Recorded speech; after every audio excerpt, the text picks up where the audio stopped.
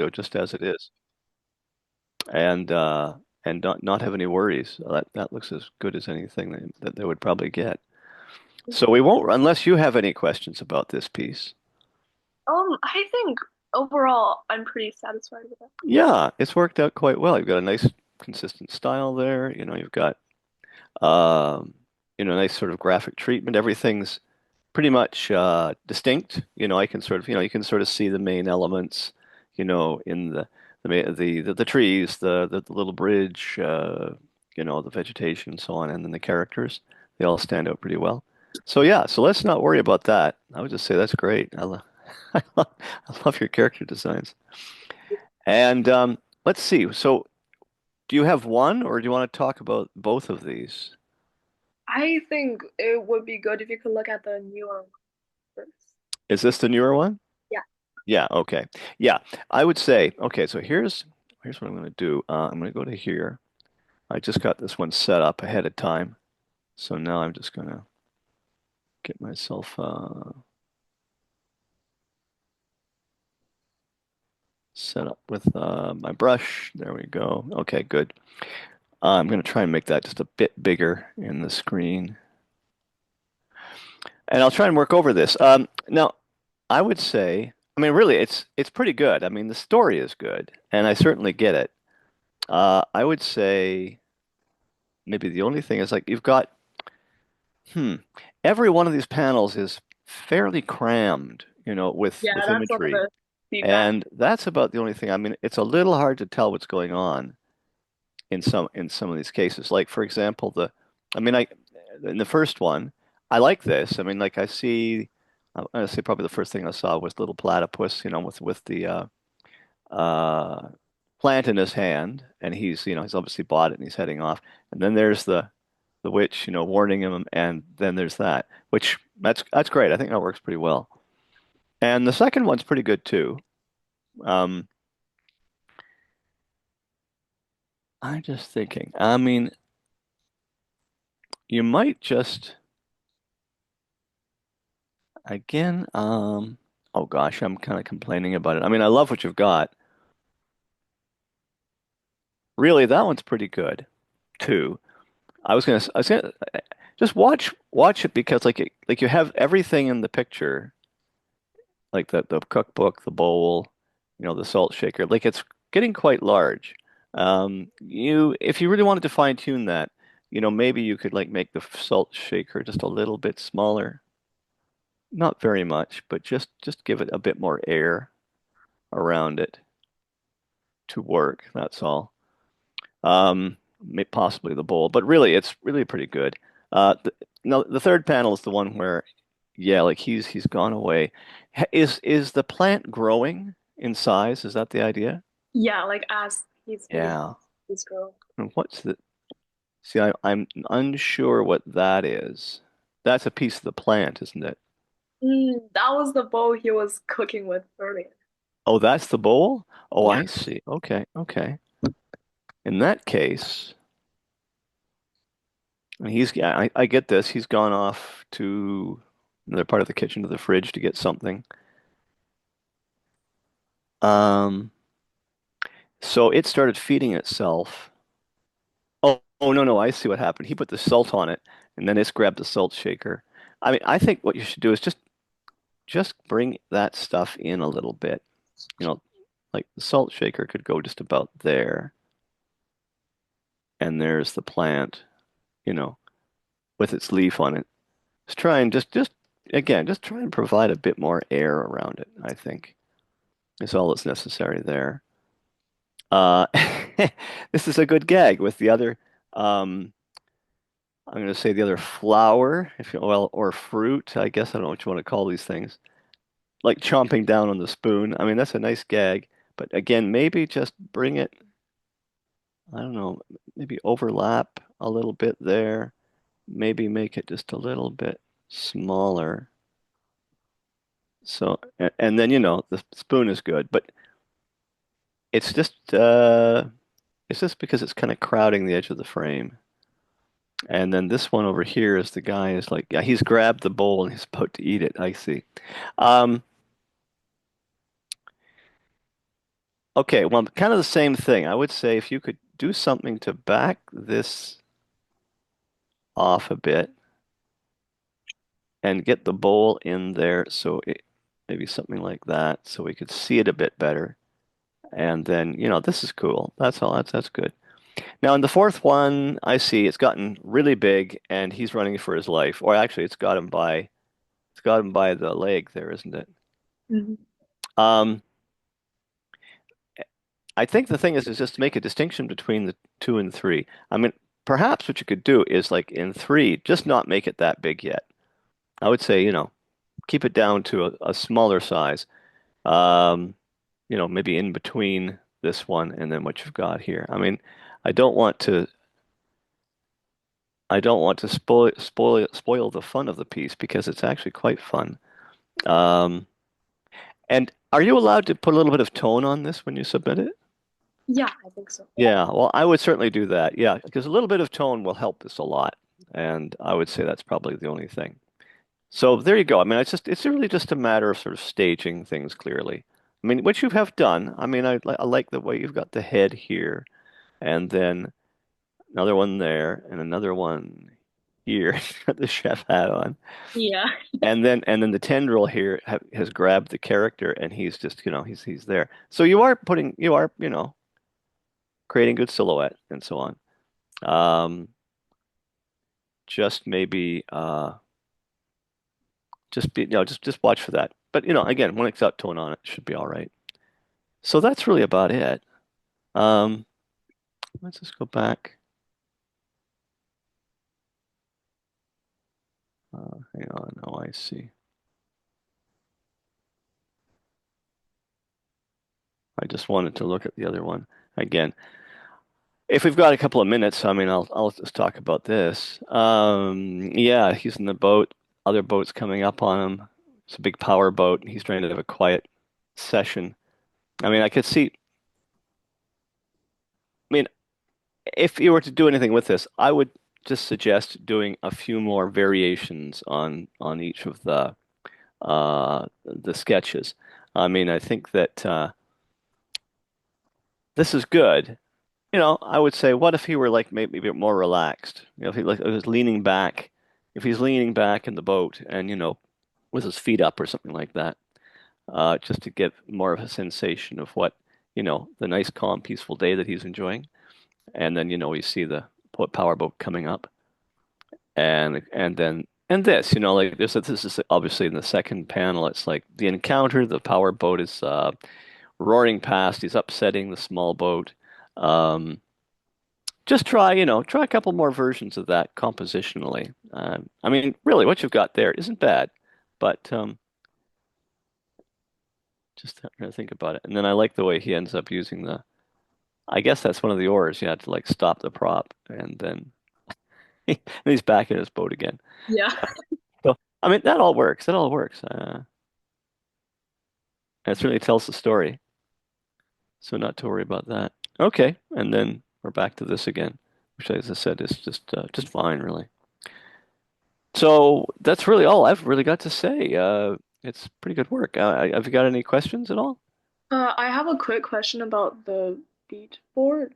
So originally that I have the idea where if the strawberry touches the salt, it would turn to like a monster, right? But Yes, that's that's too right. complicated to understand whether or not he like I accidentally. got it. Yeah, I think so. Okay. It's like a big no. Do not allow this thing to touch salt. Yeah, that's right. And I can sort of see that she's calling after him, but he's not really hearing her. So that's kind of charming because it suggests some character. So yeah, no, I think that first panel works pretty well. Okay. Also, am I unable to show you the storyboard with it? Oh, I don't know. Let me go back because I'm not sure I saw it. Um, Mm. hold on. I'll just go. I don't think I got one. Here's Oh, the other. is there no storyboard? No, there wasn't. Ooh. Okay, let me see. All I got was. Oh, wait. Oh, it's down Yeah, here. Oh, okay. I'm sorry. Oh, I didn't see Tell me this. what. Oh. Yeah, Yeah. it's All right. the Well, okay, last one. very quickly then. Um, let's see. Yeah, this one is the one I have a lot of trouble with. So, So the idea is that there is a well. This feather comes down. There's a sort of a civilization down in the well with these frogs, I guess. And they're, I don't know, is he eating a bug, I think? yeah. Yeah, okay. And then the little fellow looks up. Oh, I see. He sees the birds. Okay, I get that. That makes sense. Now, what's with this hand? What's he doing here? The idea is that he is climbing up to get out. Oh, okay, okay. I think what you might do is just, I don't think you really need to go in on a close-up of the hand. I would just, because you've had the close-up of the frog over here. I think what you could do there is like go back to something which is more of a, full shot and, showing the water and the sides of the well and then showing him start to climb. Right. And then, something like what you've got here, as a matter of fact. In fact, I would just do sort of a pose one and a pose two. Uh, and, one he's climbing and another he's fallen. And then let's see, so this is cutting to kind of a close up of him kind of grunting and groaning as he's trying to get up again. Hmm. Okay. And then This one he falls again. here he falls again. Okay. And then he tries again. And then he makes it. And then okay, and he's waving at the birds. Hmm. So what's his actual goal here? Does he want to actually fly, or does he just want to get out of Yeah, the well? get out of it. I would do something. Let me just go to here. Tell you what. I'll try and do this quickly. Uh,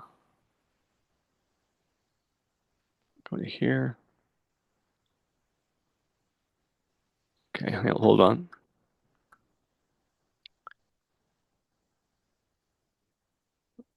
Oh, where did that go?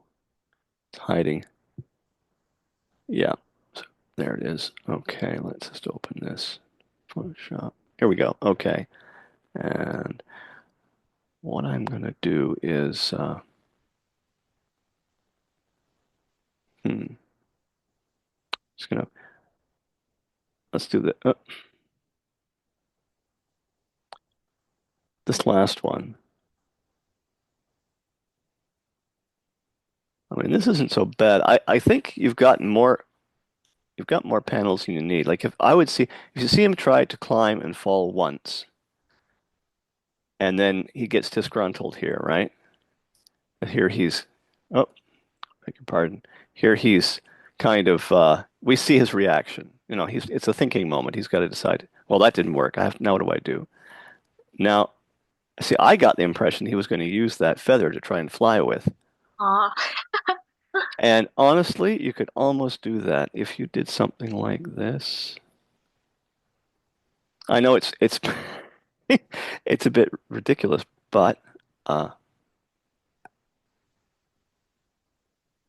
if it was something where he was, just a minute, I want to, yeah, do the same thing again that you've got here, and the other frogs are watching him, and he actually, well, actually, before he does that, I would say, see him down here, and he's, and he starts.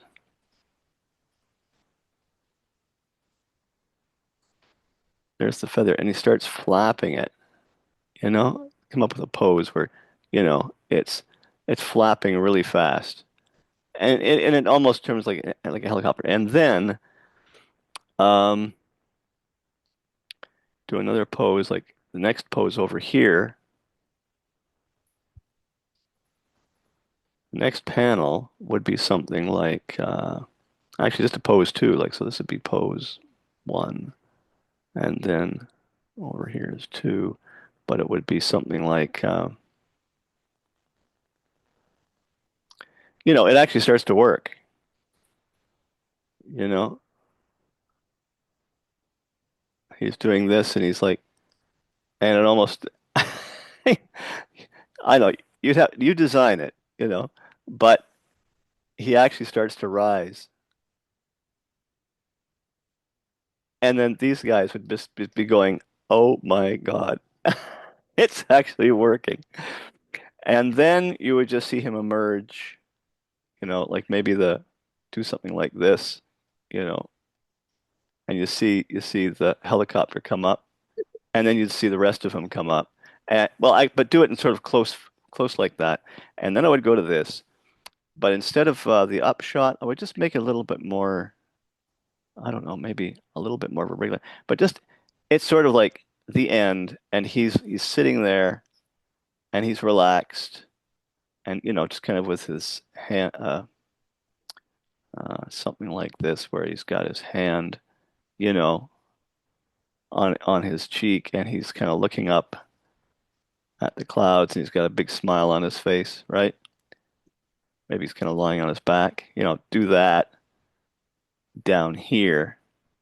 And have the birds going overhead. I mean, like what you've got there, the trees and the sky and the clouds and the birds going over. And he's relaxed and he's achieved this. And maybe he's just kind of holding up the feather, kind of just like that, because because it's a special thing now, right? But Mhm.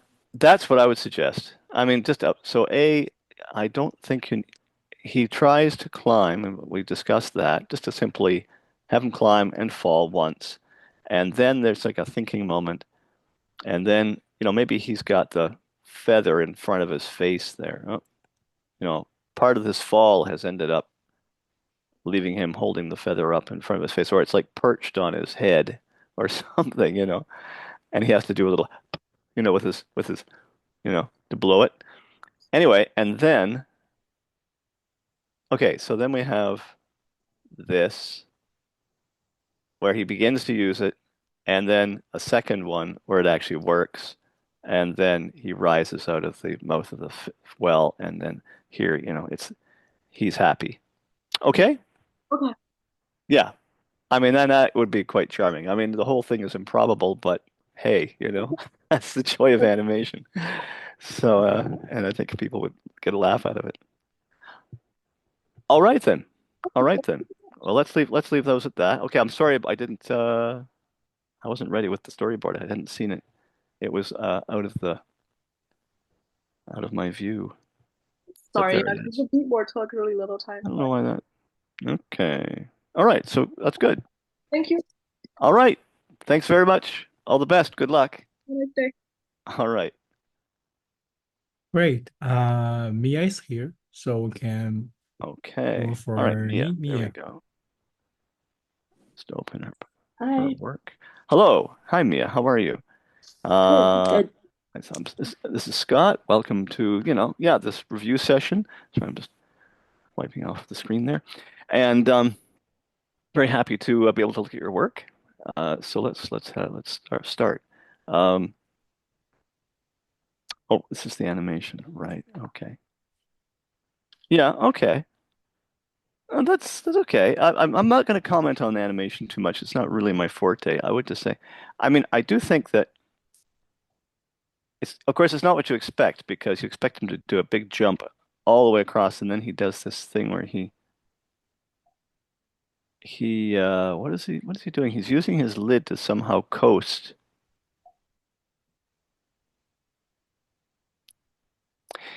If I was going to say anything, I would say that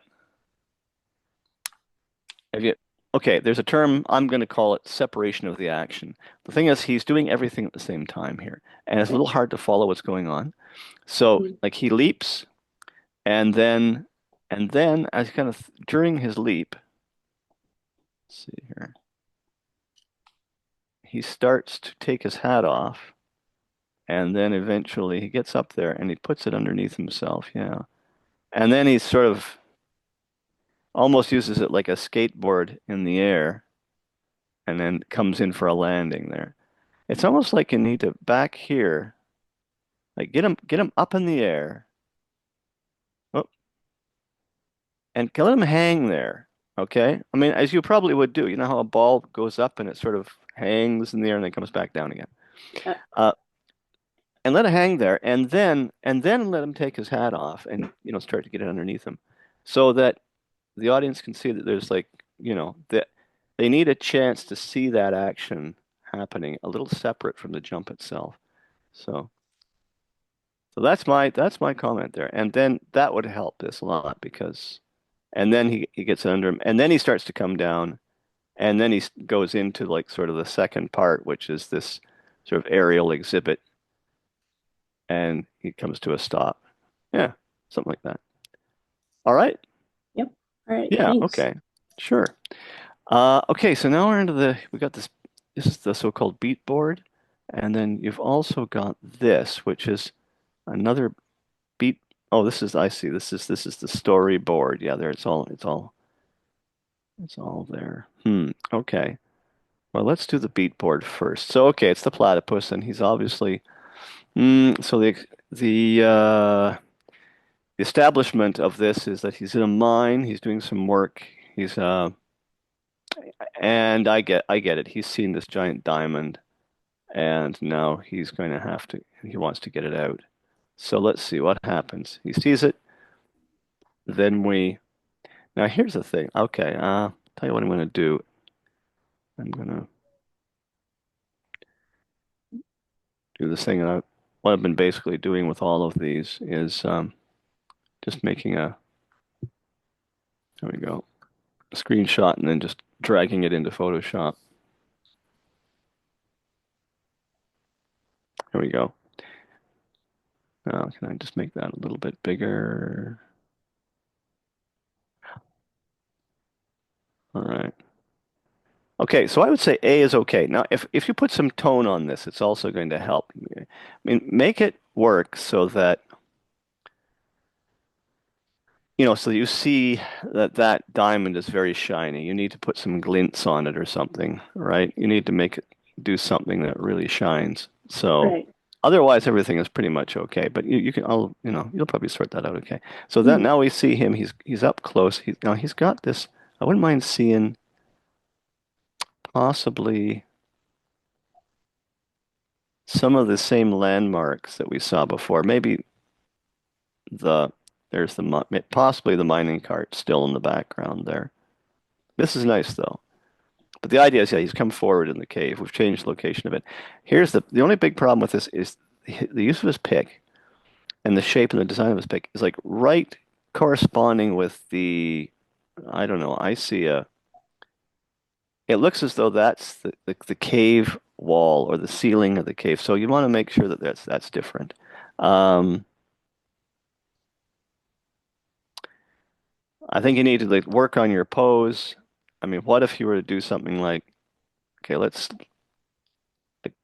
we need to reinforce this again. There's this little sort of pedestal that thing is on, and then make that that's fine, but you know, give us some space around it. Okay. I was going to suggest that you even like make this a bit lower, possibly like more in the foreground kind of thing. And there's, the pickaxe. And he's like, I don't know. I'm trying to think of what I might do. Like he's actually in the air. Like, he's hitting it so hard. There's his tail, there's his head. Oh yeah. Okay. And, he's I don't know. His eyes are kind of closed. There's his beak. Some kind of action pose like that.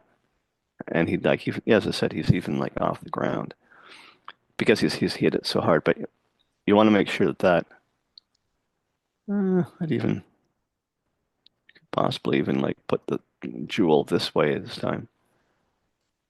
Okay, get that pickaxe so that it can be seen clearly.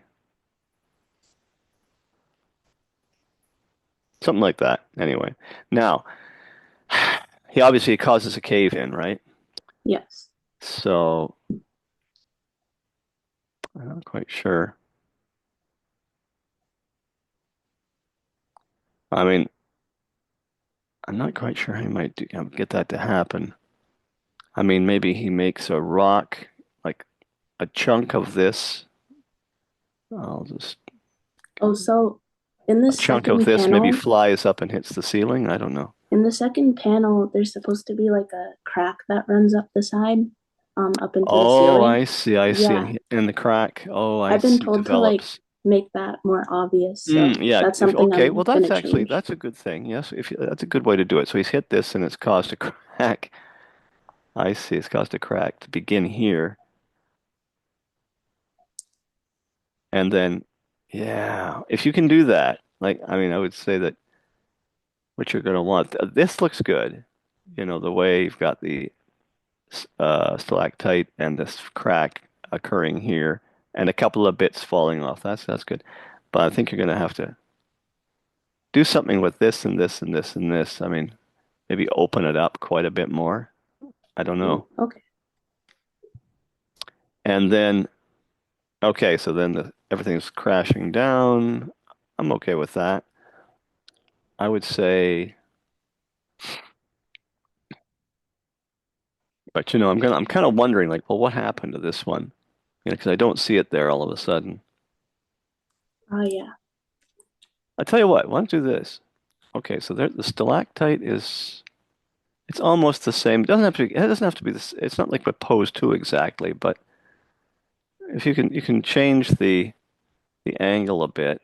But if we use that same sort of design that you got there of the little pedestal and the thing, oh, and just, make sure this is all fissures. This is all cracked, you Right. know, and, rocks are flying through the air everywhere. And I was going to say, uh, have him almost like he's had to jump up out of the way and he's kind of wrapped himself around this thing. There's his feet, there's his tail, and have his shoulders up. He's hunching down because of all this stuff. He had a hard hat on, right? Yeah. Yeah, sure. Let's keep the hard hat on. And so you see what I mean? And he's dropped the pick. I mean, the pick is, down here or something. Does that seem like a likely thing to do? I think so. I just, and then keep that. I like the continuity more from the second to Yeah, third. yeah, Yeah. and it kind of gives us, I don't know, it gives him something else to do with that, with the big diamond. He thought the diamond was gonna bring him riches, but now it's almost kind of become a thing. It's a piece of safety or something like that, keeping him out of the way. And then really what you've got here is pretty good too. I mean, I think if you went to that, maybe this is the back, or his back is rather up against that diamond again, and Yeah. something like this. But what you've got here is pretty good. Just again, I would say, um, emphasize it. Really make him happy, and like really, if you can like really make his eyes pop. He's very enthusiastic to have, you know, yeah. The rocks have revealed this other load of diamonds that's even better than the first one. So there you go, something like that, something like that. Okay. Okay, let's carry on to the second storyboard. Okay, and this is going to be a little tricky because we got a lot of panels here. Okay, so what's going on here? We've got it's like a cave mouse or something. Early tribal mouse character, and he is. Oh, I see. I thought he was in a cave, but no, he's not in a cave. He's underneath these ribs, which are Yes. creating this sort Yes. of shelter for him. Yeah, okay, I guess. Looks like something ceremonial, right? Mhm. Okay, so we're kind of setting up the scene. He's there, fine. Again, a little bit of tone will help this as well, I'm sure. And then we go to the kind of a reverse angle, and we're up there with whatever it was. Oh, I guess right. I'm not drawing on this, am I? And I'll just talk about it. Okay, we're up there with, and there are eggs. Okay, good. So then we go back down to him. He obviously, I would say you need a moment. You need a moment where he sees these things. Does he already know that they're eggs in the first frame? Yeah, I think so. Yeah. Okay. Because I almost feel like the first frame should be just about kind of introducing him. I would say, give him a bit of a sense to then, or give it a second for the story to start, which is obviously him going after these eggs. I was going to say if you just kind of had him standing at the bottom, looking up, possibly something like this, with his hand up to his eyes, and he's looking. Yeah, yeah. And then in number 4, he starts to climb. It's kind of like you got the same thing in both panels. Right. Yeah. Although I do like with the second panel, you're changing to a more dynamic shot. It's a big down shot as he's, being seen from above climbing up. So okay there. Okay, and then this kind of repeats really the panel 4. Panel 5 is really telling us more of the same thing. So if you can find something else to kind of develop that a little bit. Okay. I like him climbing onto the ledge though. Okay, and then the birds spot him. So I guess the idea is that he can't be seen by the birds. And then the bird comes in with his claws. Oh, actually carries him off and dumps him in the nest. Okay, that's all good. And then he's in there with the eggs. Oh, I see. And then and then he's wishing he wasn't. Yeah. Okay. I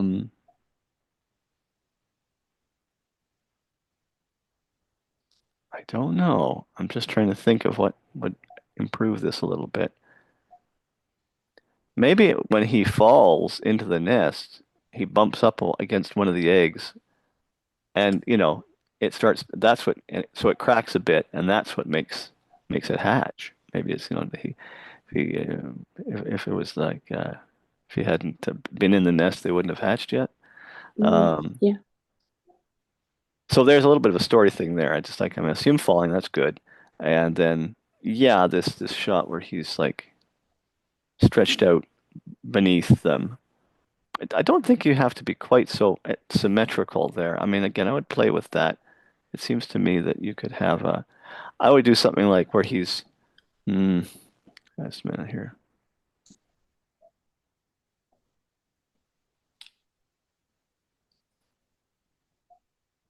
Let's take that and bring it into photo.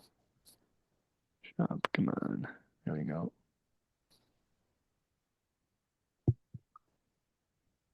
Oh, sorry, that was my mouse hit the ground. Pardon me. Yes, there we go. Oh, I was thinking I mean, again, it's just the idea of the symmetry of these eggs there, Do we need that?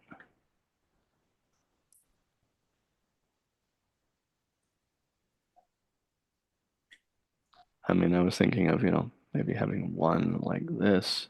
Oh, Try a that's couple of true. different ones of, Yeah. where you're suggesting, there's one there, and then maybe third one might even be a little bit separated from the others. I don't know.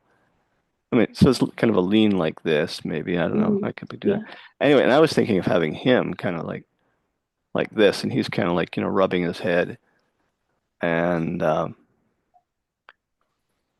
trying to figure out, he's kind of coming to a little bit. And there's, and which one? This one here starts to get a big crack in it, because of Yeah. it had, or let's see, put it over. Maybe it's something like that. And and some lines like that where it's moving a bit. And he's kind of like, rubbing his head and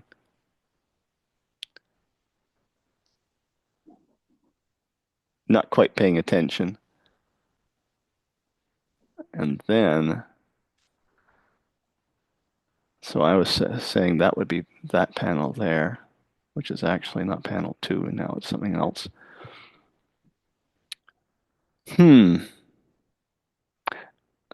It's almost like you've got too many panels like that. And really that's where you'd go. Like from there, then you'd go to the one here where you've got them all kind of looking at him. Yeah, I mean, if there was more time, if you could had more storyboard, I would say this is where he'd grab one of the eggs and he'd use it to ride like back down the hill again or something like that. But we can't really go there, right? Because we've got to wrap this up. We've got to find a good ending for it. Yeah. So, so I don't know. I mean, I would say go off and think about that again. Like Mm-hmm. maybe come. And I mean, it's kind of the ending is that he's going to get eaten. But if you can come up with something else than that, something that's a little bit of maybe a twist or something what we might something unexpected, um, then I would do that. Okay, so that's kind of the yeah. So okay with that. Hmm. I almost try it also. Oops, try it with by making what is panel 2 here? Why does it keep doing that? I would almost say you could try that as panel 1 or an overall establishing shot, which kind of treats him and the eggs kind of equally, I guess. Okay. I mean, maybe it would be you could try it like an initial panel which just shows the desert and the mountain and the bird's nest and the birds. And that kind of establishes, your overall uh, you know, you know, uh situation, let's put it that way. And then Right. in your second panel, bring in the mouse. Although that's a nice panel. I mean, I would certainly do that. I would certainly try and use that panel that you've got there. Okay. Okay, so I tell you what, I mean, I'm not solving all the problems. It's a little difficult to do sometimes, but there you go. And as I said, we had that. That's on the recording now, so you'll have that to refer to. Yeah. Okay. All right. All Thank right. you. All right. Well, okay. As I said, I'm sorry that I'm not, No, I can't kind of really tie it up with a appreciate. bow, but No, yeah, it's it all right. needs a I bit of thought. appreciate the feedback. Yeah. Yeah. Okay. Okay. Yeah. Think about those kind of things, those story things, that, oh boy,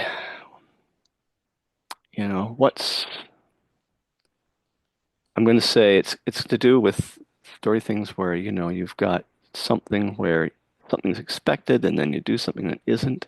Um, you want to show either, the resourcefulness of a character or really what's happening in this case is that he's he's got this goal, but it's not necessarily, I'm not sure. Is he going to eat, he wants to eat one of these eggs? Was that what it was all about? I Yeah. mean, it's a kind of a thing where, when we understand what his goal is, it might not actually, it's obviously not a good thing for the eggs. So then you play with the story to either make it a thing where he either achieves it or doesn't, kind of depending on whether he deserves it or not. It's all that kind of stuff. Mm-hmm. Yeah. All right then. Let's wrap that one up then. And I'll just say thanks very much. That was great. Yeah. Thank Uh, you.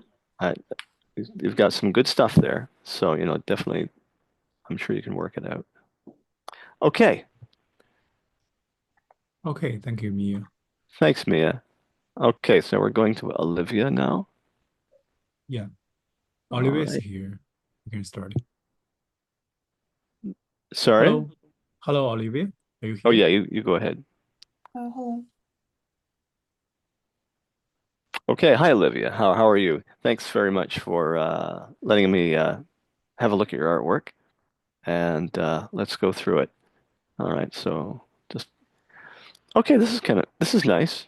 I mean, I did look at these a little bit, uh, before, and had a bit of a preview. of what they were. So I'm not seeing these completely coldly. Um,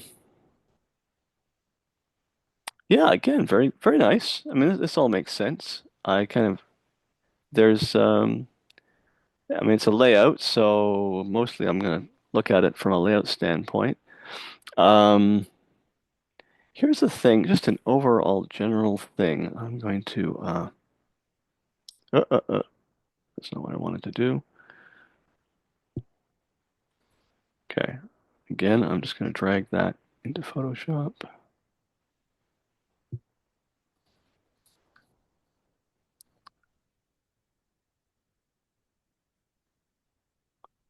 All right.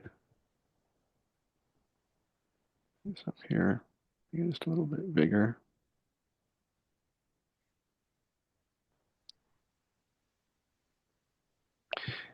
Okay. Just a couple of things. It's all got to do with how very often with these things that I call tangents. I'm always talking about this. Just the way the tip of that guy's beak is touching his toe, the frog's toes there, and then you've got the tip touching it and the tongue touching it, and it just ends up.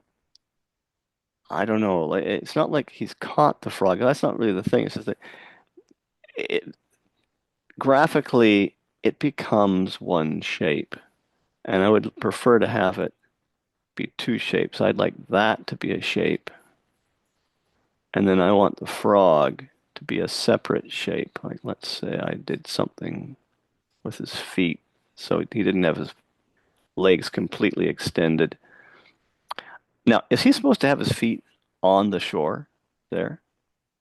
Oh no, he's like floating in the air. Or is he supposed to be in midair? Yeah. Yeah, because it really looks to me like he's contacting the shore there.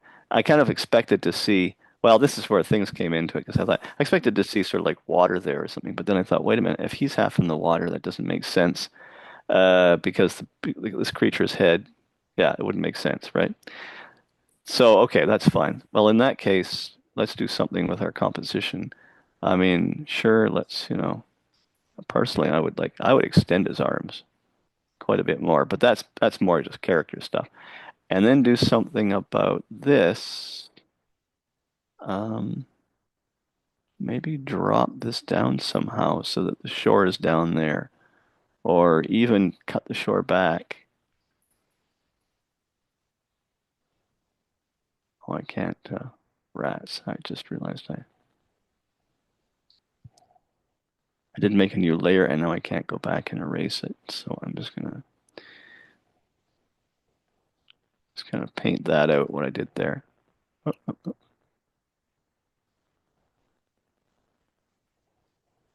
I mean, that's a bit awkward too, but I'm trying to show that if you can keep those, those graphic shapes free of each other, it'll make sense. Um, yeah, I wouldn't even do that anymore. I would think I would do something more like take that. I mean, I love the fish on those things there. Those are great. Maybe down here, I don't know. Anyway, it means you got to kind of go back and do some stuff, but here's the other thing. Just when you do things like, particularly this foliage stuff in the foreground, actually, you've done a good job. I mean, the way those things are working, things are overlapping, and I do get the impression that stuff is going away from me. But overall, just make sure that you think in terms of the fact that if you could make that feel like it's working in 3 dimensions, like just draw yourself some grids like that. This one over here is, yeah, the same thing. I mean, these three plant leaves, like you've got them curling, and this one does have some perspective on it, but they kind of feel a bit flat, like they're all, sitting in a row. So again, that whole thing, try and get that out of it, you know? I mean, I'm just kind of I'm doing lines which are supposed to suggest that there's some kind of form there that's in perspective. Um, I mean, this is good, but even that, make sure that that's feeling more, like that across the top of the rock. Really, let's really feel that perspective. Um, And that's about it for that one. Okay, let's go back to the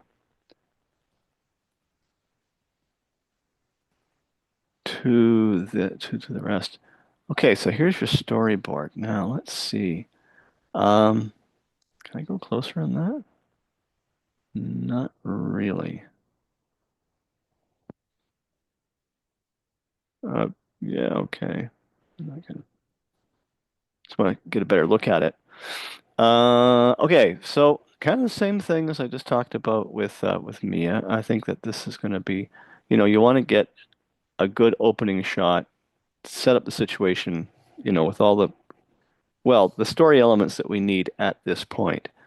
So I see a rider. I see this rider like galloping down the road, going for obviously his destination is that tower in the distance because the road's leading right to it. And then we go in, okay, for a close-up, he's looking at the phone. Okay, that's fine. And of course, that would be some sort of a traveling background. Um, and then he arrives at the base of the tower. Okay. And then she's looking down. Now, the only thing I would do with that fourth panel is, and again, let me see if I can. Yeah, okay. We're going to do this again. Okay. I was going to say the angles aren't quite matching. Or I should say that the uh, the angle looking down, like he's down below that window, and there's sort of a certain relationship there, and gotta match that with this one. Like it feels like he's farther away all of a sudden down here, where here it feels like he's directly below. So I don't know. I would do something like maybe. What if you did something like this with the window? Like increase the perspective, and have her leaning out a bit more. And now if I put him down there, now she's looking directly down at him. So we're getting that, which I think would work better. Maybe I would make that window do something like that. Like so her hands would be like on the windowsill down here, right? It's not that different from what you had. I mean, there's her hair. Maybe we could angle the hat back a bit, but um, when it's up like that, it kind of gives us a sense of, like there's,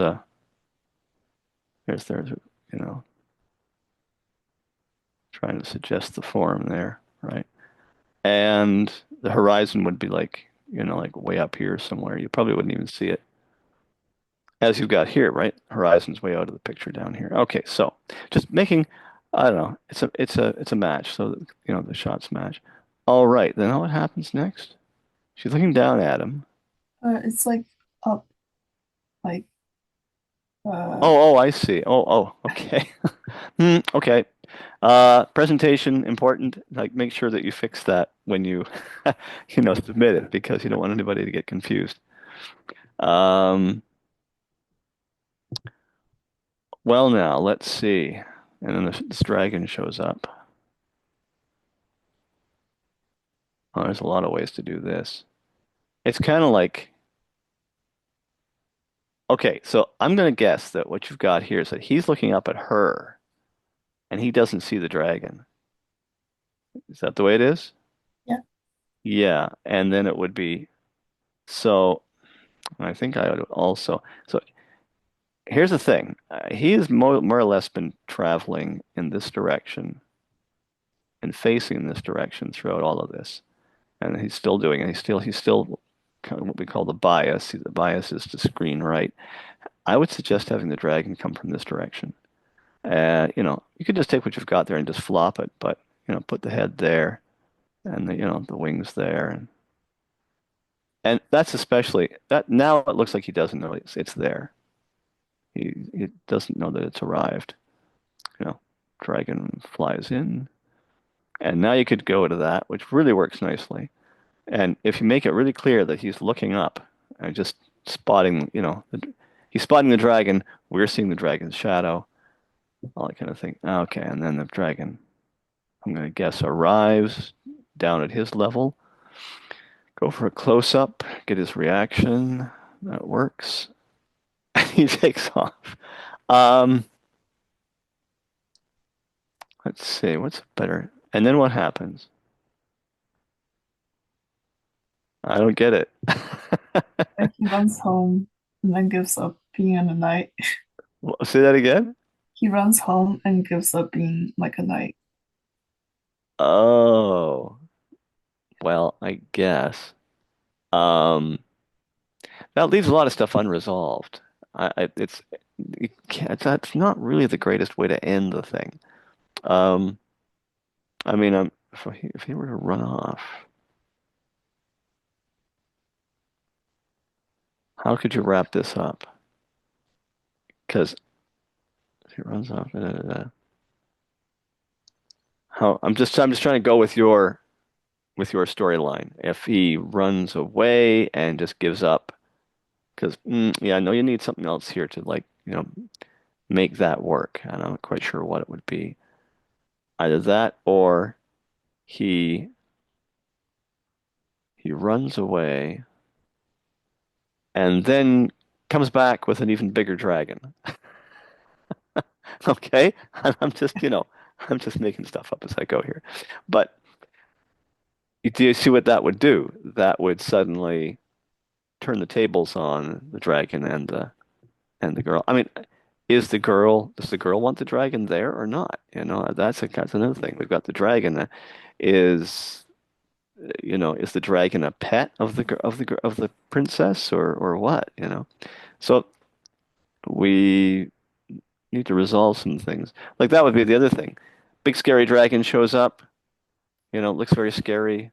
Uh, he looks up, and then the next thing you know, um, the princess has, like you realize it's a tame dragon, and then uh, and then at the end, all three of them are sitting there just having lunch together or something. I don't know. It's like, right? So there you go. I'm not. It's not one that I can really I think easily come up with a solution for that. So you need to do some more work on that. But I did just give you a couple of, I mean, a couple of ideas there, or I should say, a way to approach, the Yeah. idea. Like think in terms of, okay, we have reached this crux in the story where we have to know. We say, well, is the dragon dangerous or not? And if he is dangerous, well then, okay, fine, pursue that, find anything. But then say to yourself, what if we went the other way? Like, it's like turn it around, topsy-turvy. What if the dragon actually is not dangerous? It's actually friendly. Well then that gives you like something to work with to then come up with some story idea. Okay. So okay. Well, I tell you, I'm going to stop there because I think I've kind of spent time on this one, on both of them actually. And what else did we have? Did you have another, just a sec here, piece? Oh, yeah, this is the other. Sorry, no, we were talking, I've lost track. Oh, it was the two layouts and the storyboard. Is that right? Is it Yeah. just the three pieces? Okay. Anyway, and this is just the other layout. So yeah, one was, I understand, yeah, you have to do an exterior and then an interior. Actually, coming back to this one, I have a comment, which is that, let me go back to, was it this one? The design of these trees here, of these branches, it's a little, this is, I find, not really consistent with what you've done here. You've got some really nice design that you've put a lot of work into in these, uh, the leaves of these trees, okay, the fronds or whatever. I would try and come up with, you're trying to like, I know what you're trying to do. You're trying to simplify it to push it back into the distance, and that's great. But make it look a little bit more, maybe a more simplified version of what you were doing here. Because this kind of looks like a completely different kind of tree or doesn't it just looks like a completely different, design thing. Okay, so that having said that, let's go back to, and we'll quickly remark on this. This is actually kind of nice. I mean, this is fine. I think this is good. Maybe the only thing I can look at, and just off the top of my head, would be this area over here. Again, you've got this terrific design here of the sort of the nautilus shell, which is serving as sort of a piece of stuff on the vanity table, and the toothbrush and the toothpaste is funny. But you see that stool back there. Honestly, you know what? I would just get rid of that stool. I mean, there's a thing to think about when you're designing. Sometimes you just have stuff that doesn't need to be there. So just get rid of it. Okay? And that would improve that. I mean, I could say, oh, move the stool here, move it there. But honestly, I don't think you even need it, really. Because you can see it, they're kind of overlapping, and it's like I can't see either of them clearly very well. So there you go. I would say that's about it for that. Otherwise, no, you've got some nice stuff going on there. Like uh, just the theme, the story, which seems to be, yeah, it's this sort of mermaid princess that's kind of at leisure, having a bath. We see her stuff around her and kind of get an idea of what she's about. Yeah, that's good. Um, there's a nice sense of, of these, well, sort of directional lines, as it were, going like, towards her. Everything's there's kind of leading up towards her face in a very nice way.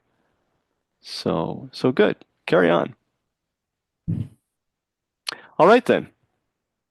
I think that's it for Olivia. Okay?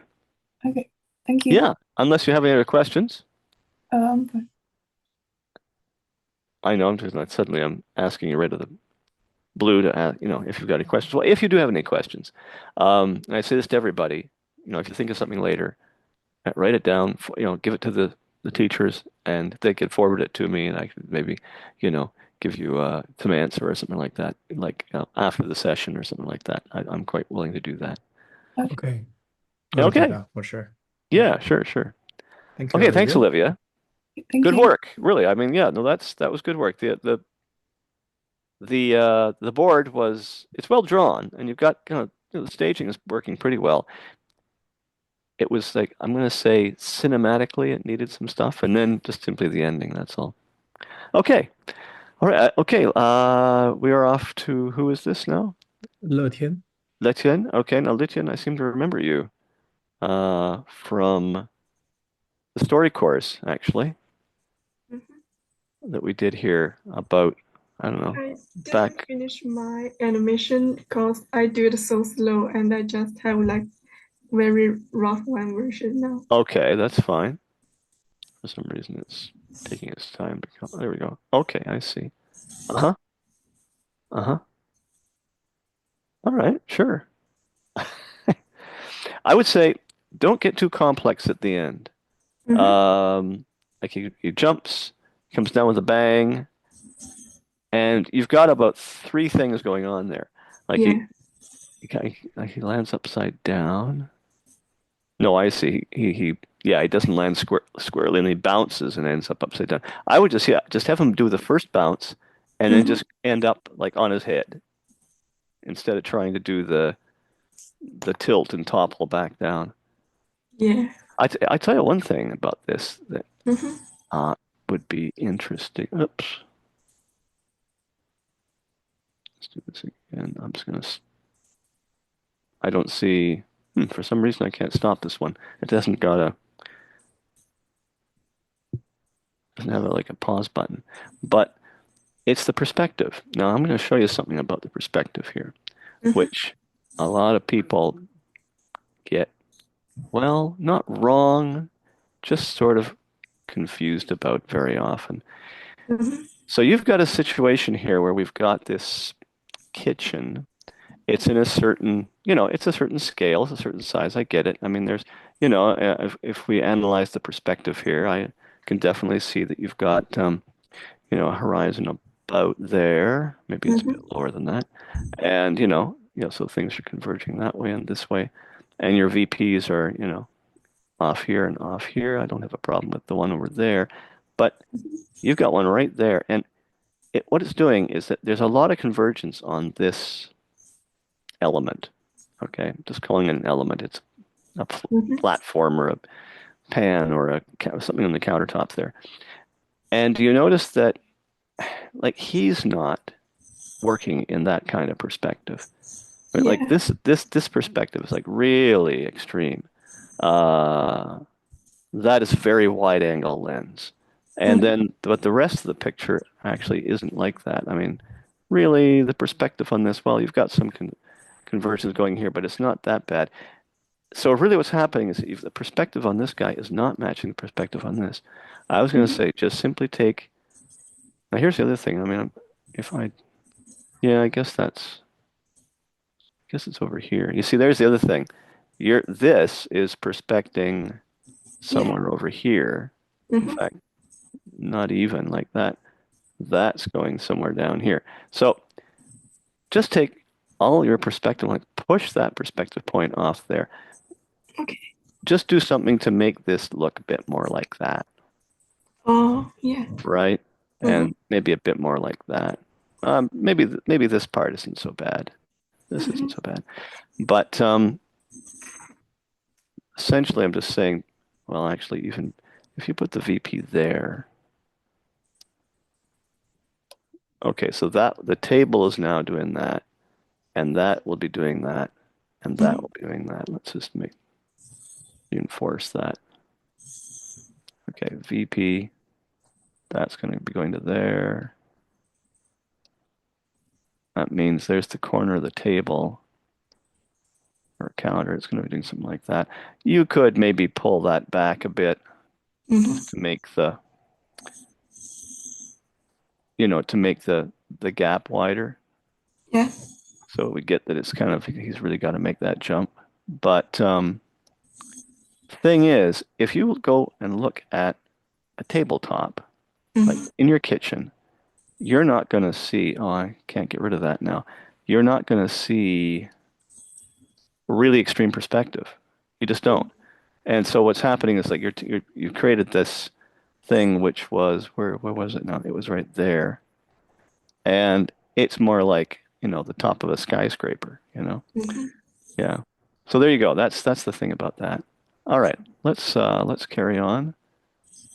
And sorry, what do we got? Okay, so this is the beat board.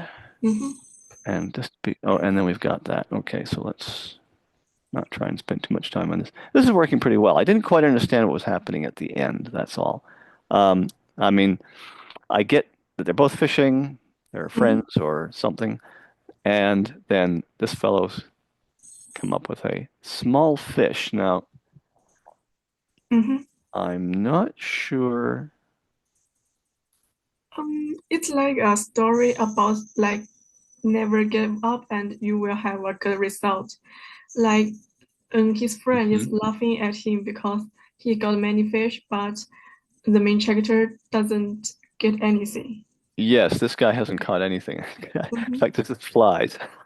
That's a nice touch. Completely empty.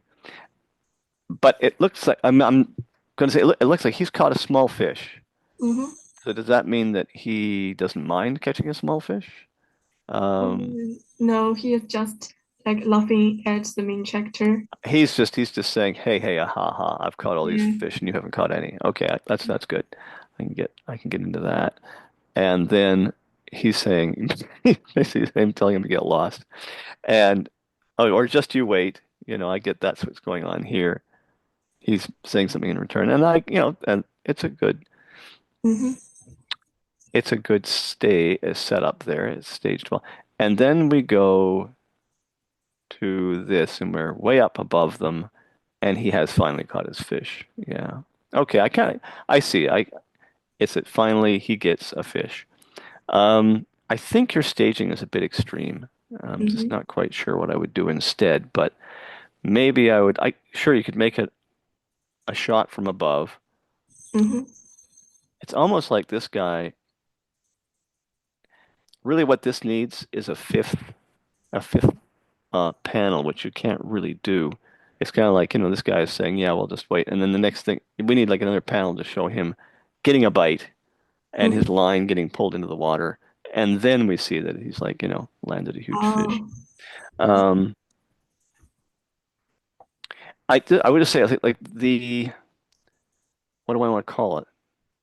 The violence of the action. I mean, it's not violent, but it's quite extreme. Fish is very up high. All the water droplets and the spray of water and so on are kind of a, a little confusing because they're kind of working like, Oh. I don't really I up against them. I don't quite see the shore and so on. Mm-hmm. I just want to show like the fish is big, so. Yeah, okay. Well, you see, here's the thing. Because Mm-hmm. the fish is big in the frame, but it's far away from them and they're small, so it still Yeah. doesn't really, if you want to make it look like a big fish, you kind of need to have fish next to them. Um, Let me do this.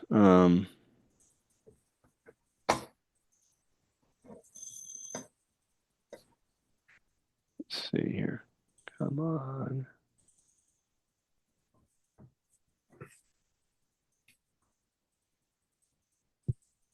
All right. Oh, well, actually, I probably didn't even need the sketch in order to do this, but um, oh, what happened there? All right, never mind. So what I'm going to do, I'm just going to, okay,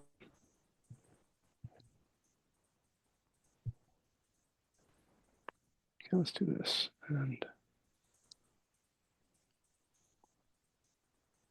all right. Mm-hmm. Now I just need, I'm sorry. This is, there we go. Okay. What if we did something like, let's just try something like this.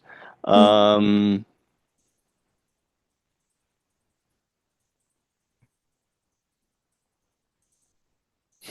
I'm just thinking. Mm-hmm. Okay, something that's,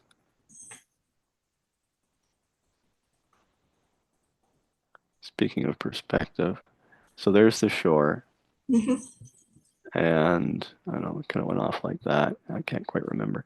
And there's the trees behind them, and there they are on the, and it's a thing where he's suddenly pulled back. There's his fishing rod, Mm-hmm. and there's the fish.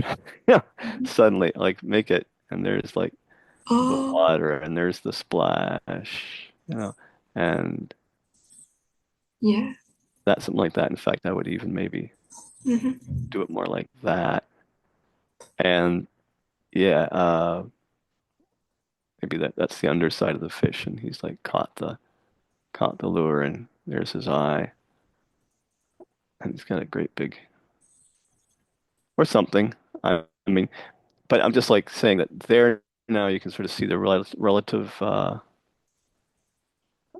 wasn't quite right. Um, you can see the relationship, the size relationship of them. So that's a thought. I don't know. I even was thinking like, what if we did something like this, which was, Yeah. do something like this where it's like a thing that they're like this, and this is perhaps a little too flat, Mm-hmm. but and he goes like this, and suddenly he's got a fish that's like this big, which is Mm-hmm. a bit silly, but That's too big. the buckets, and the and is he mad, or does he care? Mm-hmm. Right? Something like that. But you almost need something to precede that, Yeah. like that moment when you had the two of them there and there, You know, it's that something needs to happen in there where maybe he's like, you know, that's a great Oh, panel, by the way. Just a second, I need to go back. Somehow I got.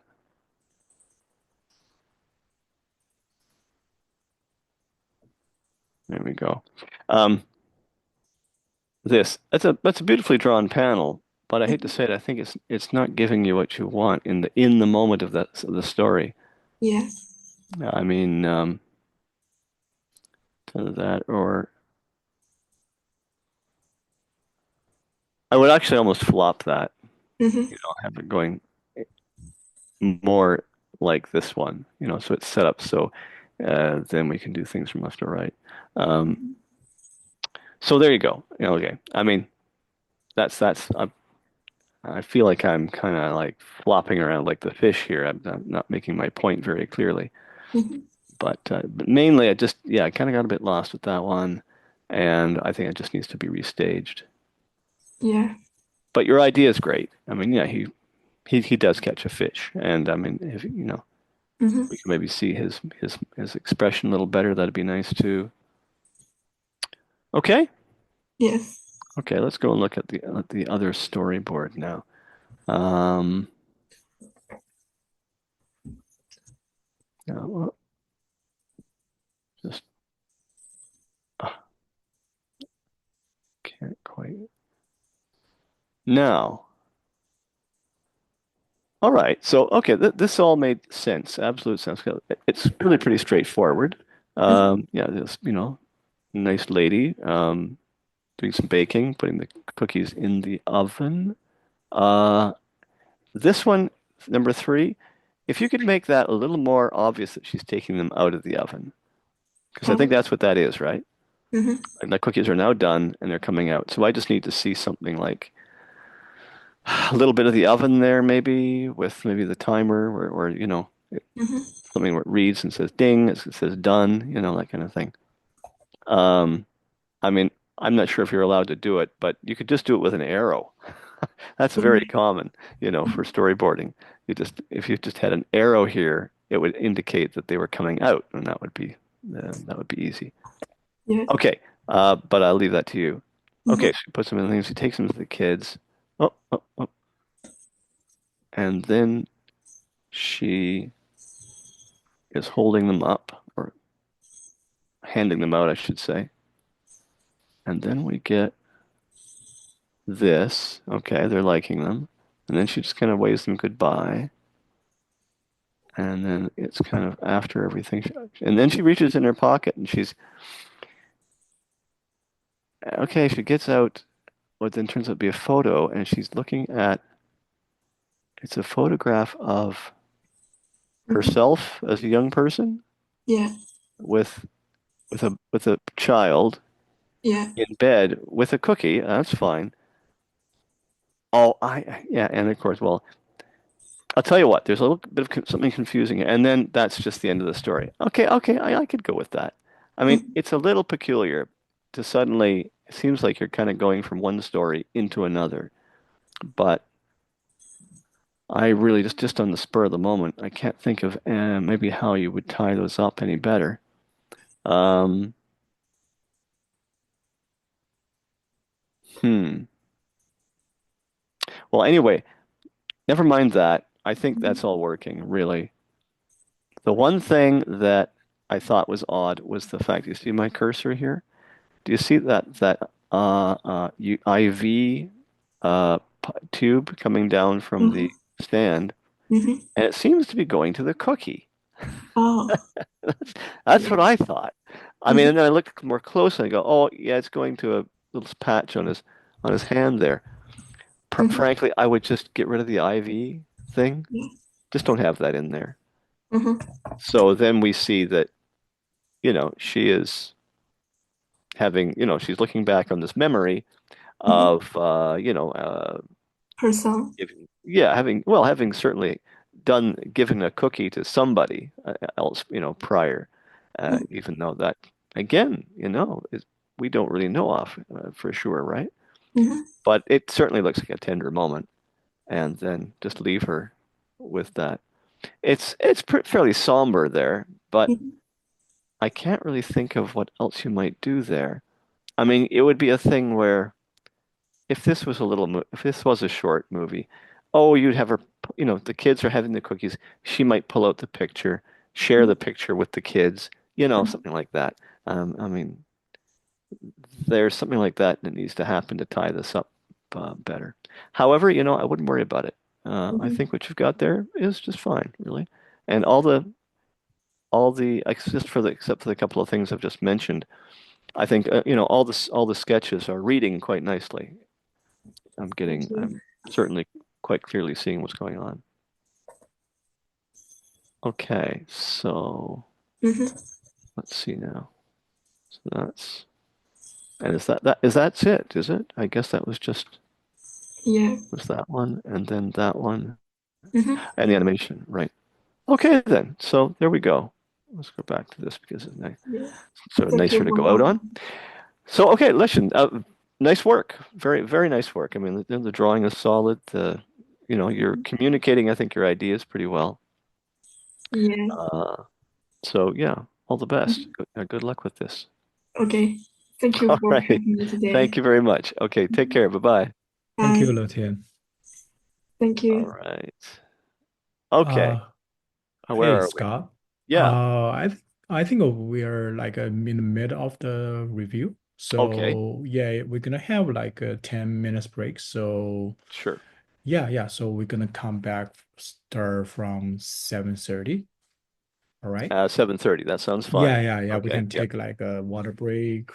Yeah. Yeah, I can do Okay. that. Yeah, I Okay, think thank that'll be great. yeah, I think Then the I'll just next student will be start to coming to the meeting room very soon. All right. I'll all just right. let her to wait. I'm just All gonna right. stop share and then Yeah. yeah, that'll be fine. Okay, so we'll see you Yeah. at 7:30 then. 7:30. Yeah. Yeah. Yeah. I'll see you in like 12 minutes. All right. Yeah, that'd be fine. Yeah. Okay. All right.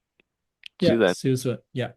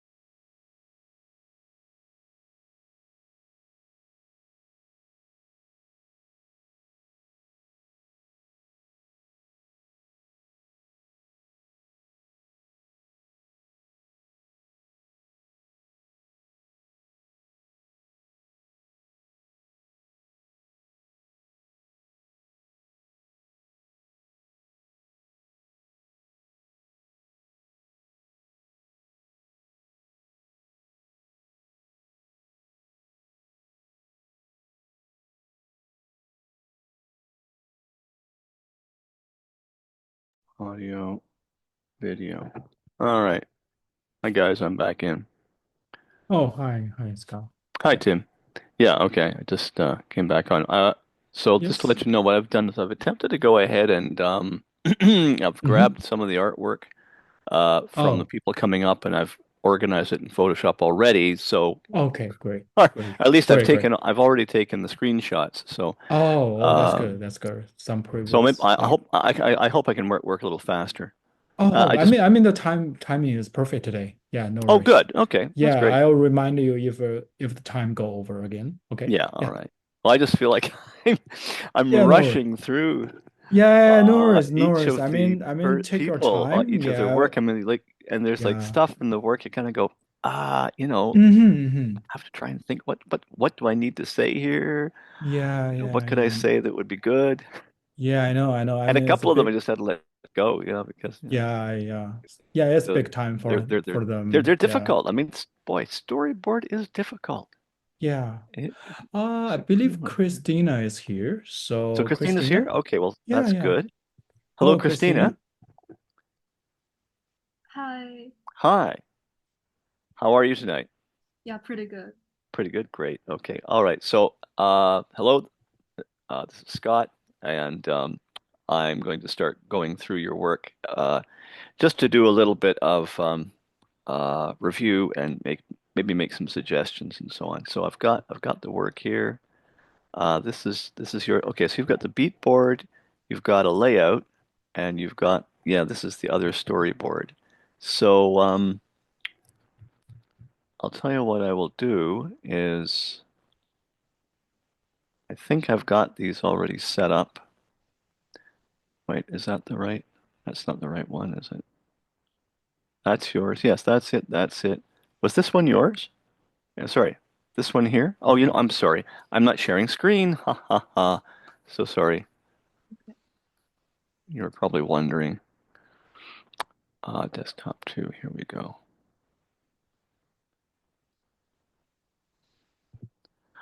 Okay. Oh, That is not yours, is it? that is not mine. No. Okay, so I'm gonna go away from that.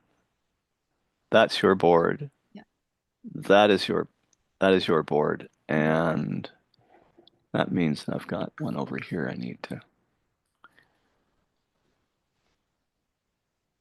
I actually may not have I may not have done a screenshot of your layout. Okay, here we go again. Actually, I don't think I really need to do any drawing over top of this one. I mean, really, this works quite well. Uh, I would say the only thing about this that I might do, I mean, just to just make some comments, some notes. I mean, I love, there's a nice sense of space and depth. There's a nice sense of composition. There's a nice sense of style. And you've got some nice, nice design stuff going on in terms of, the little house. The only thing, like the guy's staff overlapping the roof there of that little house. I feel like you could again take those and just pull them apart a little bit, okay? So that it gives it gives the audience a little bit of a chance to see that there's some distance between the two of them. And that's the only thing I would do there. Otherwise, really that's about it. I'm not sure. There appears to be some sort of an animal here, Mhm. or is it a landform that looks like an animal? It's actually also like a deer look guard that like turned into stone. I see. Okay. Okay. I mean, I'll buy that. Yeah, I understand. It's part of the environment and something that she's going. I'm referring to the character as a she. I don't know if it's a she or a he, but that'll be okay. Yeah. So just the only thing is, I was just say if you could like move the character and the house just apart so they're not quite overlapping, I think that would be a better thing to do. Okay. Oh, sorry. Didn't mean to do that. Let's look at this one. Okay. Which means I'm going back to here. All right. So it's the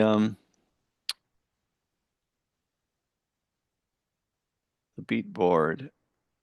Oh yeah, I remember now. Okay, so the guy's platypus, he sees a sweater he really likes. Now, the only thing I would say here is, like, this is great. He sees the sweater he likes. He buys the sweater, and then he has trouble with the sweater. That's all good. In the first panel, I would just suggest that make this a little more definite. Like, if you did something like this, like there's a couple lines, something that suggests that he's looking through a window. Mhm. He's outside on the sidewalk.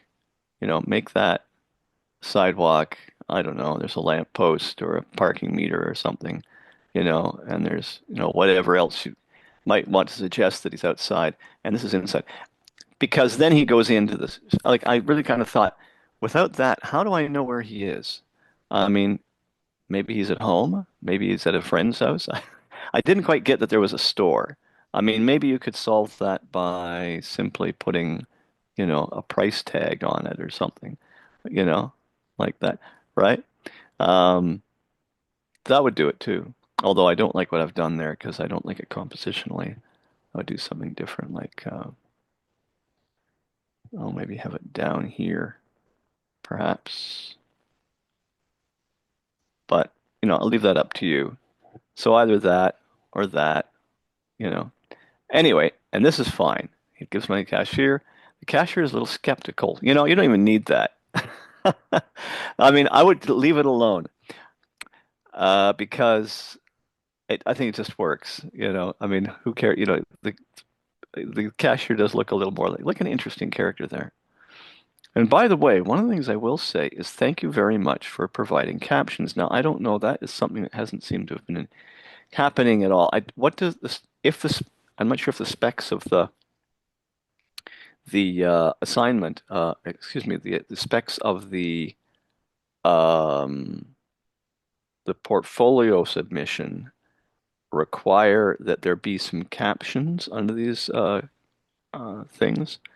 Uh, Everyone should think about that. Go back and check because honestly, there's a good thing about captions, and that's that it means that you've taken some thought in figuring out your story. There's something about writing a line of, it's not dialogue, but a line of description or something, which really will help firm up in your head what you want to see in that picture. So, yes, Christina, thank you for doing that in this assignment. Anyway, okay, to get on to the third one. Yes, and he suddenly realizes that he can't get it on over his beak. Um, all I can say there is, I mean, really just that maybe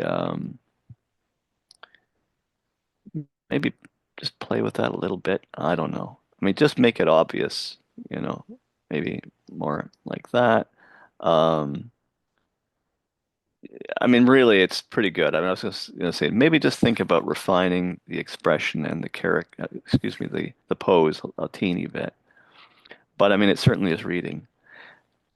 And the fourth one, here's what I think you should do is you take this guy, he's like now in what's the word for it? Uh uh there's a word for this. He's like in submission mode, as it were. And you've got him sitting here at the kind of end of the hallway and so on. I would just simply take him and put him over here. Now, how can I do this? Give me a moment here. I need a oh no. I need another layer.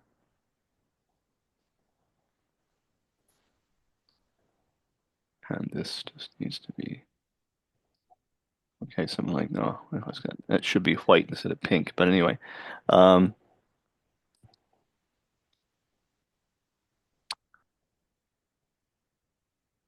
where are we here? That's the one. And just make it something where he's uh okay, here we go. He's just on the floor. He's in the room.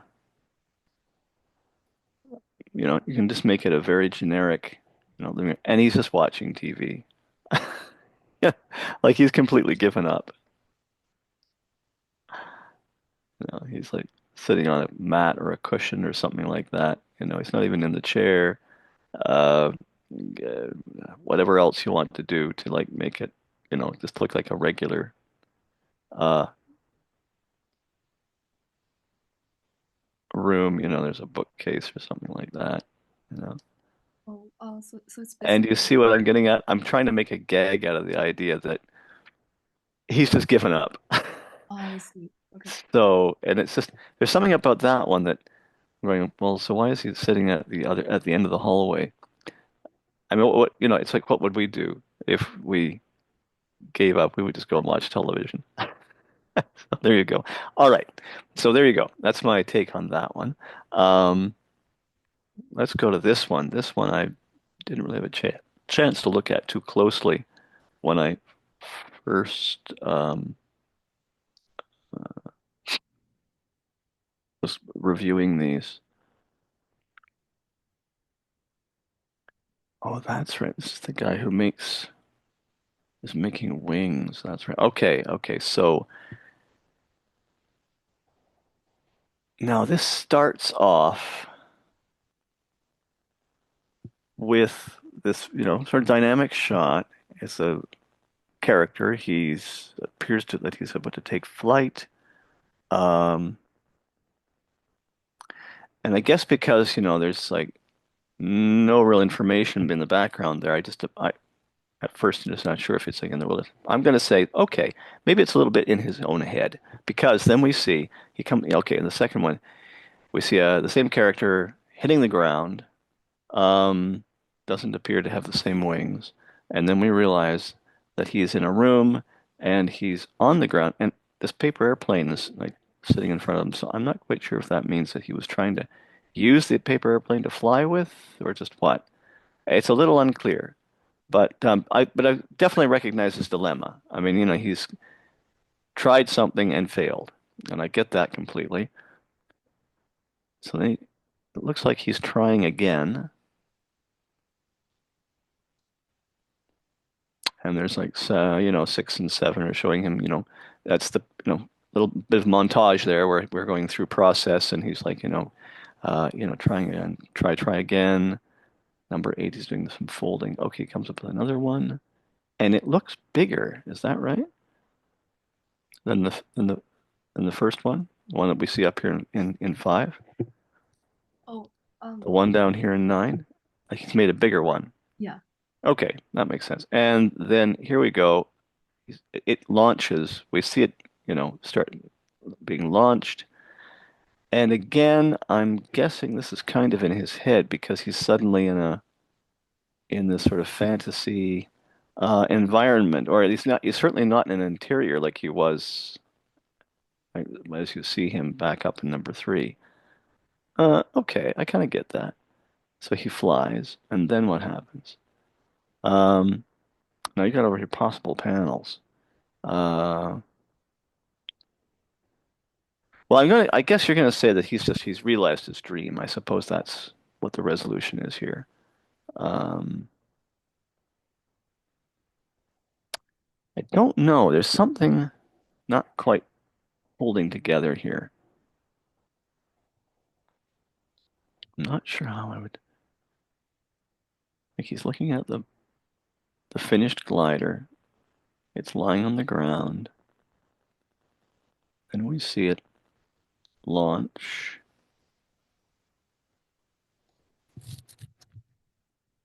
Hmm. It's almost like I want to see. I mean, here's one way I could go with this. I mean, we could think about him like you can see the launch, and then. But we need more panels because I'm thinking about something like, he something happens where it's an up it's not quite an upshot, but he swoops down and and then almost crashes or something like that. That would have to be seen in something like this. So what I'm saying that there need is I want to have a story beat where we're not sure if he's going to be successful this time. Because he failed the first time, so is he going to fail or isn't he? And so I'm like trying to push, the that kind of a moment, push the audience to wondering what's going to happen. I mean, so there's that, and then if you work your way through that in here, then you could go to this. You know why? Because he seems to fall, and then he gains altitude, and then he's off in his own little world, even though he's flying around the kitchen table or something.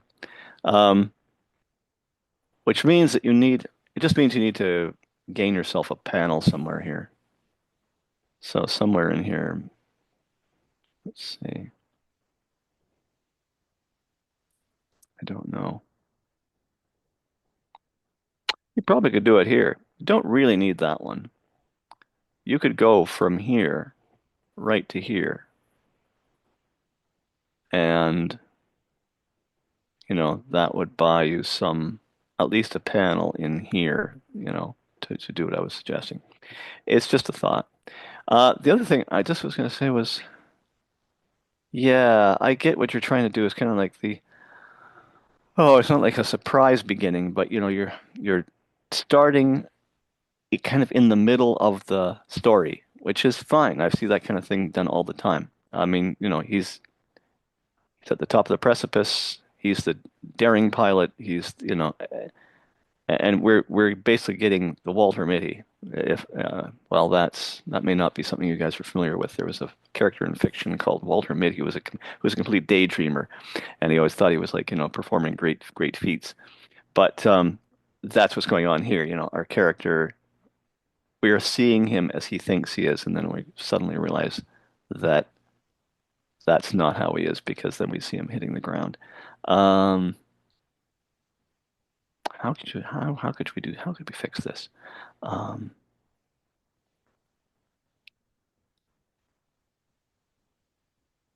I don't know. I'm just not quite sure what would be a good solution there. So I tell you what, I'm gonna move on, but think about that. Come back to it. The drawings are lovely. I mean, you've got some great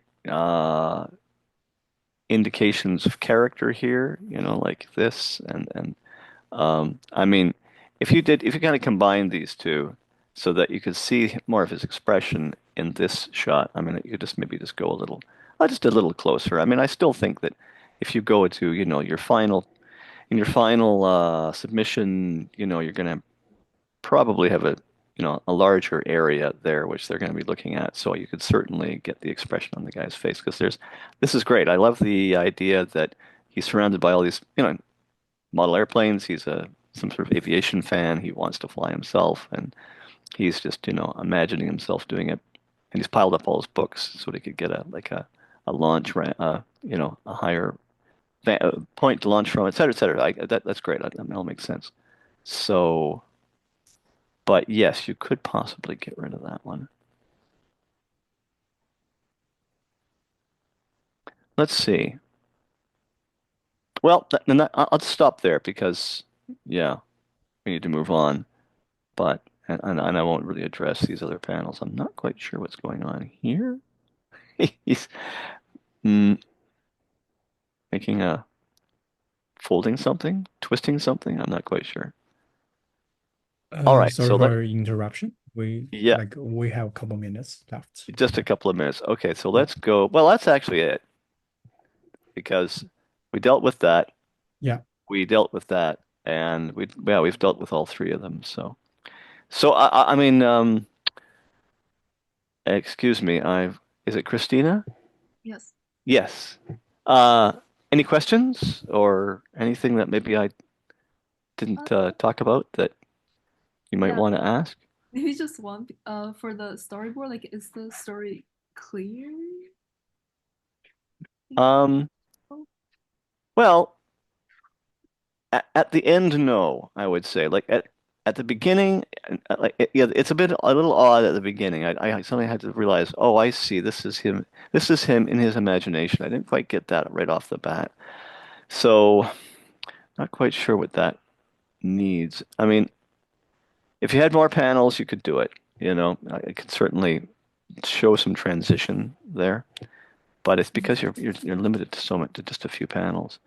And then again, this area down here where he's trying again, he's trying for the second time, and we need to see some,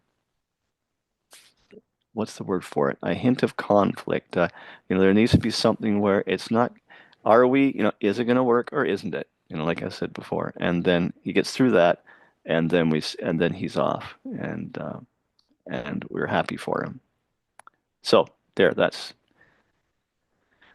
I mean, I guess the answer is that in those two spots, no, it's not clear. So that's where it needs some work. Okay. Okay? Yeah. All Thanks. right. Sure. Okay. Well, then that's great. Thanks very, very much. And all the very best. Good luck with the interview, or I should say the submission. I'll help you manage it. Okay. So we're off to Ruby. Yeah, Ruby's here. Okay. Hi, Ruby. All right. So here we go. All right. It was this one and this one and this one. Okay. Hello, Ruby. Can you open your turn Hello. on your mic? Yeah. Yes. Hi, Yeah. Ruby. Okay. Here we go. Excuse me. I believe I still have some more portfolio part, not Okay. like hand drawing or something, and live drawing too. I don't know why it's Excellent. not including in it. Oh, because since for each student we have 20 minutes, so basically we chose like a three most important part that we need to go through. All right? Okay. Yeah. Thank you. I have Yeah. just a minute here. That's yesterday's. I'm sorry. Come on. Yeah, it should be Thursday. Yeah. Okay, sorry. Here we are, Ruby. And so yeah, so there were these pieces too that which were here, but I'm not going to address those. So you've got those characters stuff. I'll just deal with the storyboard stuff and the layout stuff. Okay? Can I upload the newest version of my storyboard? Because I did some of the changing. No. No, Too okay, late. fine. That's okay. Thanks for asking, but I think what we'll do is just yeah, we'll go with what we got. This is fine. And Okay, well, it's okay. appreciate We can it. work through it. We can work through it. Now, let's see. Let's talk about the layout first. Yeah. Um, it's okay. There's, I would say, a few issues. I mean, there's just some basic drawing things, which I'll point out in a sec. And I'm not quite sure what the situation is. I mean, I can see that it's some sort of a garden setting. It's what am I going to say? It's like uh, one of these things where our characters are small and everything else is big. So there's that. But okay, let's see. What can I do here? Because I do have this. Okay, I'm going to go to Photoshop. I had this already here. There it is. Okay. And if I talk about this a little bit, it would be mostly along the lines of just, well, composition isn't too bad. I mean, I like what I'm seeing in terms of um, you've got something going on here. There's this, that's good. There's the shoe there, and then the watering can there, and then there's our characters. And this is kind of nice. As I said last night, well, you're always trying to, very often when it comes to portraying characters and environment, you want to leave them a clear space, in which to do their thing, to act, to play their part in the story, okay? And I think that's happening. This could use a little bit more work. I'm not sure if this is a final or not. It looks like you are going to do some other things. But here's what I would suggest. In the basic, a little bit more things overlapping. Like this is fine. I like that. And that's your setup. When you do these things, I mean, even though, yes, they are getting smaller as they go farther away, and that's good. I mean, I'm getting a sense of depth there. As I was saying earlier this evening, think in terms of that. Like there's your perspective, and they're doing something like that, like draw yourself grids in your perspective to help remind you of where you want to go with that. Okay, because then you take that and then you can go, right, I want these things to, be so big here and then so small over there. Um, the watering can, just tilt that watering can. Let's just, put it a little bit more on a tilt so that the top of it's a bit more like that. Okay. And you need to just watch this because there's a little bit, what I would do is I would try and show, like just change your design a bit there where, it does something like that. That's that cone part at the end of the, what do you call that? The spout. So it's not quite coming to a flat, end like you've got it. The shoe, couple of things. Again, if you could like make that shoe kind of do this a bit more. Like I was going to say, take the sole and hide it behind this. Just have the shoe come up from up behind there. And maybe, something like this. And then there's again, you've got some things going on here with your contour lines, which are kind of going against the form you want to suggest. I mean, really what you got there is this. It's kind of like doing this. It's essentially, and I would do that. I would look up at it. Not like yes, I get it. You were trying to like sort of show this. So you could do that. Like you're looking down into the shoe. Okay, so let's go with that. And also think in terms of like what's the big, if I did a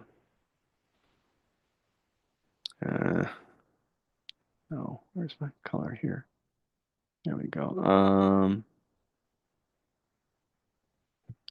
I drew a great big box around this. What would it be doing? It would be doing this. I'm kind of looking down on it. Or would it do this? Or now I'm looking up at it. You see, like that. That contains the entire, well, that lower portion of the shoe. And then, of course, you'd have the upper part of the shoe, which would be something like that, right? Or even that can be box-like too.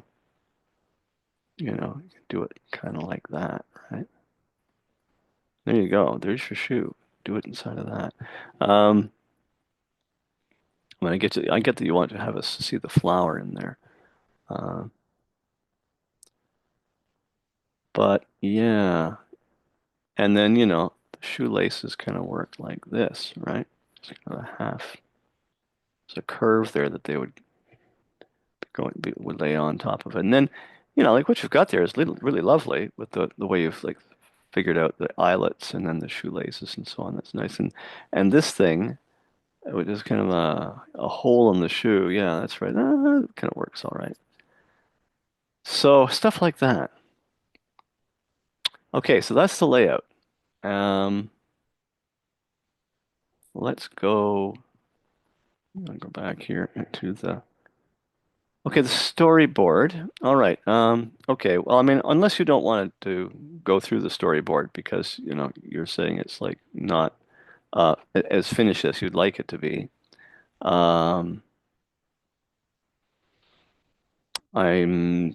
Yes, I'm looking at this and just a second. Did I have to look over, oh boy, at my,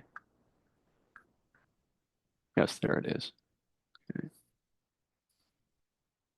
We'll just pull that into Photoshop. Okay, there we go. Now, was that all of it? Actually, this is the old version, that's why too. What's that? That's not the newest version. Yeah, okay. Yeah. But the story base is kind of the same.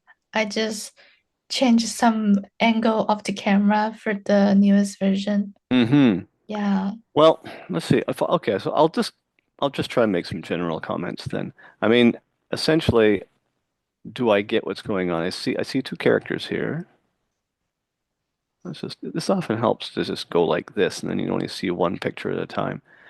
Two characters. They appear to be walking along the street in front of the toy shop, or in front of a shop. We see the window. We see some stuff inside the window, and then yes, we go to one of the things that's in the window, which is the toy plane. And he sees it and likes it. Okay, that's good. And I like your staging is good.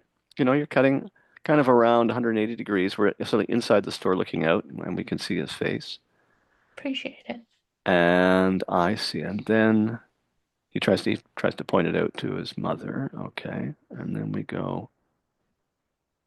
And I realized she's looking at the price tag. I know that's what's happening, although I think that could be better done.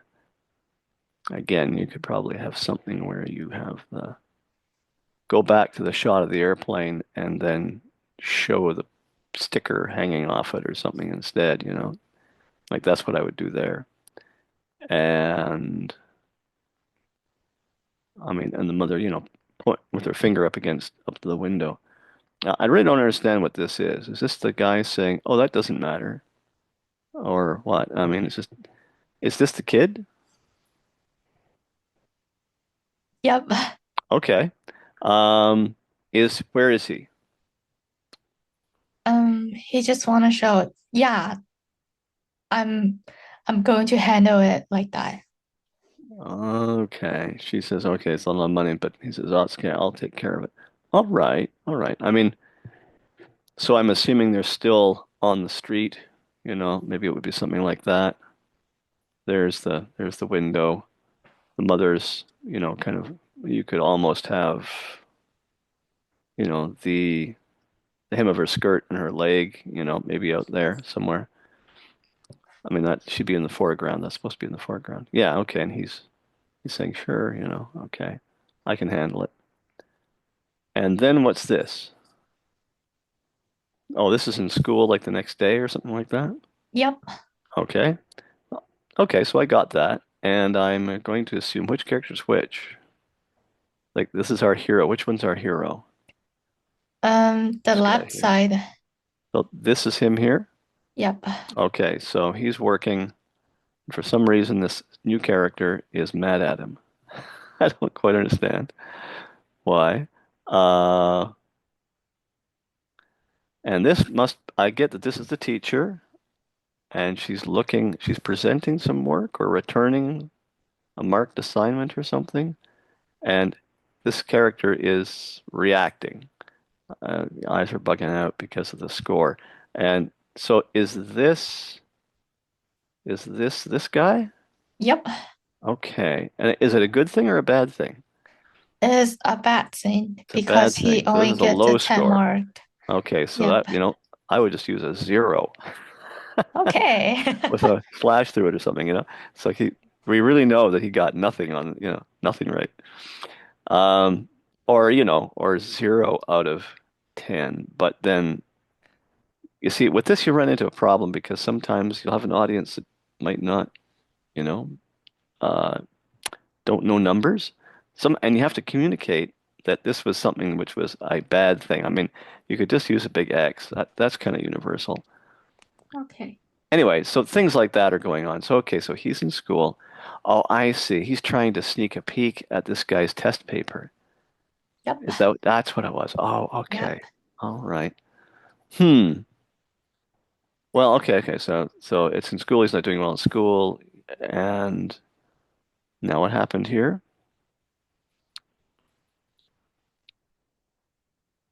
Where are we now? Are we still in the school? No, actually should be at home. Okay. And oh, he's changing the test score. Is that right? Yep. Yes, he's going to cheat and tell his mom that he got a big perfect on the test, and then he'll get the plane in return. Okay, I get all this. All right. Yeah. All right. Well, That sort of works. I mean, in terms of the story, I mean, like, oh, so that means it's okay to cheat on your test or forge the results of the test and give it to your uh, parents and get that thing that you wanted. So, My, which I is like mean, kind of a moral, no, it's a moral quandary. Yes, I mean, like, do you want to like say to tell people this is a good thing to do?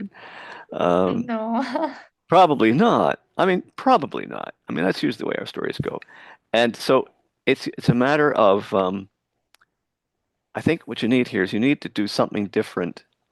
Okay, he tries to do this, and then when I don't know, when he gives her he shows his mom the test score.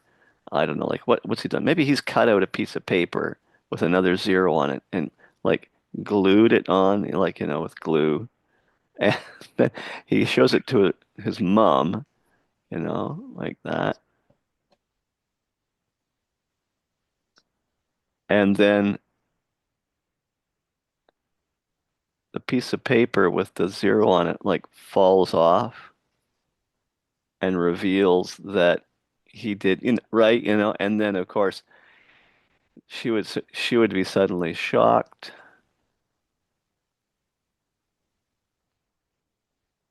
and and then take away the present, right? No present for you. Sorry, that doesn't look like a mom. It's okay. You know what I mean. Anyway, and she turn, and then what would be the very end? I mean, well, to wrap that up, it would be he would be sad. You know, that's the end of your story. Oh, So anyway, yeah, I mean, and I would, that would not be the end. So you could do sorry. that. I mean, that's one way to do it. I mean, or you do something else where he gets the bad test, but then somehow manages to make it up somewhere in here. Like he does the test again. You'd have a panel of him going home, studying really hard, you know, like cracking the books, and have the lamp on over his desk. It's late at night, and he's like studying hard. Sorry, that's supposed to be a desk and you know books, and he's like really, and the sweat's coming off him, right? Because he's trying so hard. And then you show him do the test again, and then we do this, and now he gets the present, and now that would be your end. So there you go. You see, I mean, it's kind of have to figure it out first, and then do the drawings, really. However, I Okay. mean, this is what we do. I mean, the only thing is that yes, I mean, you've shown this to me a little bit before you should have because you didn't really have that part worked out, and you know, this is what we do. I mean, when something is like, you've kind of got to think something working halfway, but not quite. Show it to people, show it to friends, or do as much as you can on it. But then when you show it to people, they will give you ideas, and yeah, uh, it's often a great idea. It's often a great thing or it's not a bad thing to get some help. Let's put it that way. And that's essentially what we've just done. You've shown it to me. I've kind of given you some suggestions. So yeah, take this and just go away with it and work on it some more. And then, I mean, maybe I'll have a chance to, maybe you can come back to me or, we could talk again and we could review it again. Or, you know, you do your revisions and then, yeah, just, you know, show it to the people at Oriole and get help from them. Okay? Okay. Okay. Appreciate it. Yeah, you're welcome. Well, no, it was fun to talk about. Okay. All right. So now let's see. Oh, and then we've got the animation. Let's have a quick look at the animation. Oh, yeah. Okay. Yes, I did look at this. Very quickly, what I would say about this is, again, you're trying to do too much within a short amount of time. Like he does this first hop, uh, uh, uh, and he turns, right? And then on the second hop, he does this sort of upside down thing, and then he goes to there. You know what I would do? I would say, don't turn him around. Let him just do this first hop. just straightforwardly. So he's facing, facing the what are we calling this? Like the the uh the barrier. So have him still facing away from us. And then he hits the ground and then takes off. Does the second jump. And now does he actually make, oh, he doesn't quite make it. I see. He hits it and then falls back. Yeah, okay. Well, that's fine. I think but basically that thing, yeah, where you're trying to show him going forward, but turn at the same time. I think it's too much. So just have him do the jump straightforwardly, maybe, and then the second jump he does something fancy, and then the recoil from the second jump. Sorry, there it is. Yeah, he hits the barrier, and then doesn't make it. Okay. Okay. Yeah, so it's just a little bit like that. So there you are. Okay. Okay. Okay. Appreciate it. Thank you. Thank you. Okay, Tim, where are we? Oh, Is thank it? you, Ruby. Actually, for next, we're gonna have Gracie's. It's I think Gracie. it's, Okay, yeah, here we Gracie, go. yeah. All right, Gracie, Hi, how Gracie. are Are you you? here? Hello. Hi, how Hi, are you? hi. Okay, so how's it going? It's all right, I think. All right. So, I have the work here, yes, and so there's this storyboard. Oops, storyboard, and then now that's let me think. Now that's the so-called beat board, and then this is the other continuity board, and then you've also got a piece of animation here. And let's just look at that really quickly. Again, I won't make a lot of comments about the animation, and it's a little unfinished anyway. So, um, yeah, I'd say so far so good. Now, what's he doing there? So it's like there's gonna be like a soda fountain, so he's drinking. Oh, I see. Oh, so it's just unfinished. It isn't in Yeah. the drawing yet. Oh, I see. Oh, that makes sense then. Yeah, he's like opening his mouth and getting a big mouthful, and then he takes a big gulp, and then does a final jump, yeah, to his final position. Okay. I would just say, fine, carry on. It's like yeah,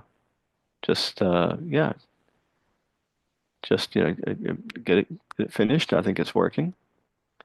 Um, so let's go back to this. Okay, so we have our character is walking. Uh, Again, I'm sorry. Oh, come on. All right, all right.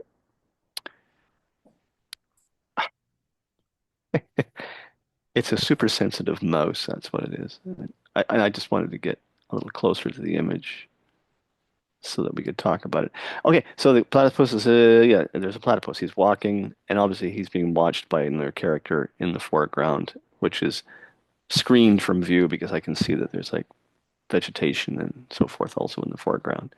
And then second panel, okay, we see the threat. It's a coyote or a wolf, and he is confronting the platypus. I was going to say, well, let's just see what happens next. And then it turns out the platypus is a real warrior, so he's able to throw the stick, and it has some effect. I mean, the expression on the coyote's face is that he's obviously afraid of the stick. But what happens? Does he? Oh, I see. Yeah. Now, problem solved, run away. Because the coyote ended up being like a dog and fetching the stick. Is that right? Yep.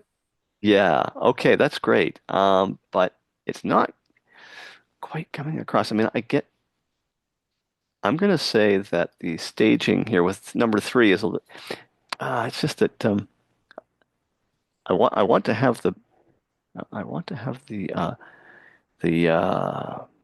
coyote a little bit more in the frame. Like I like how he's reacting to the stick. Um, and I don't mind the down shot with the stick up in the air. Maybe the stick would be the biggest thing, and the coyote should be slightly smaller. Like have the coyote and the platypus a little bit smaller because they're a little farther away from us or down farther away from camera. But the idea that yeah, the coyote notices that it's a stick and gets a teeny bit hypnotized by it. It's almost like we need another panel here, but how could we handle it with just the last panel?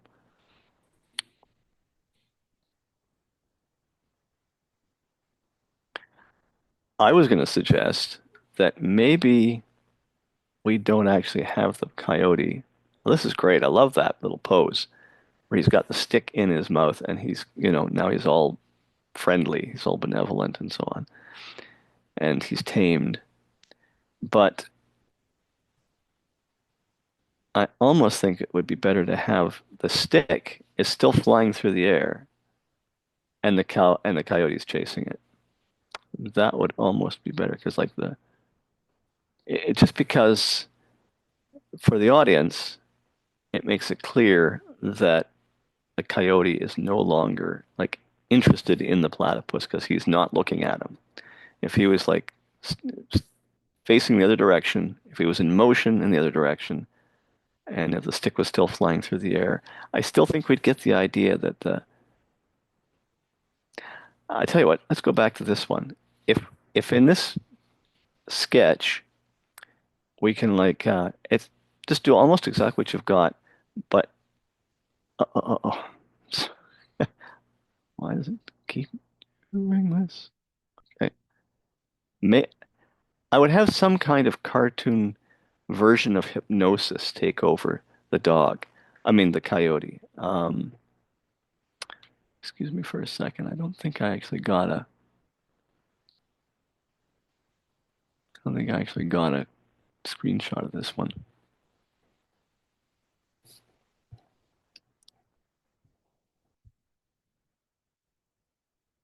Oh, wait. Oh, I'm sorry. There we go. All right.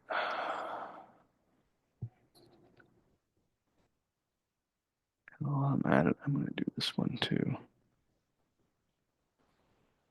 I didn't quite have time to do this before we began again. So there's this one, and where is the... Yeah, there it is. All right.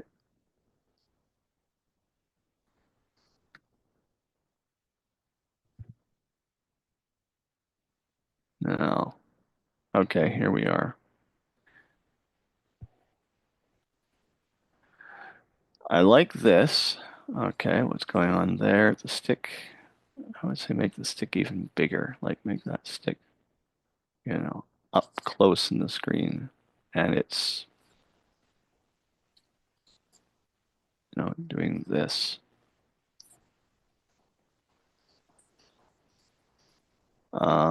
Maybe not. Let's see. Make him just a little bit farther away, a bit smaller. He's flung the stick. And I want to put the coyote down there. So there's his tail. And he's looking up. And just what you've got. I mean, there's his eyes. But what's a cartoon thing for what do they do in anime? Do they just go blank? The eyes just go blank with nothing in them? Or maybe something like that, eyeballs that suddenly get, the star highlight in them. Does that, what if there's your coyote and, if he got an expression like that on his face, and we did that somehow so that, how can I make this work? Boing, like this. Do you see what I mean? It's like suddenly he's been hypnotized. His mind has been taken over, and he's been distracted by this. I mean, what you had there uh, is getting there, just through the eyes looking at it, kind of getting it. But we really want it to make it look like, he's just like, oh, it's a stick. And then we would go to this one. And as I was saying, if you had the stick still flying through the air, it's kind of like that. And the coyote was like, he's taken off after it. Like he's looking up at it, but sorry, just trying to like get kind of a running pose there.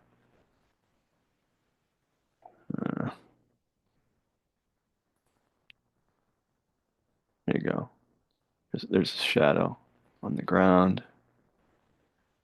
3/4, get some perspective there. And there's, our hero is going this way. There you go. I mean, so is that problem solved? I don't know.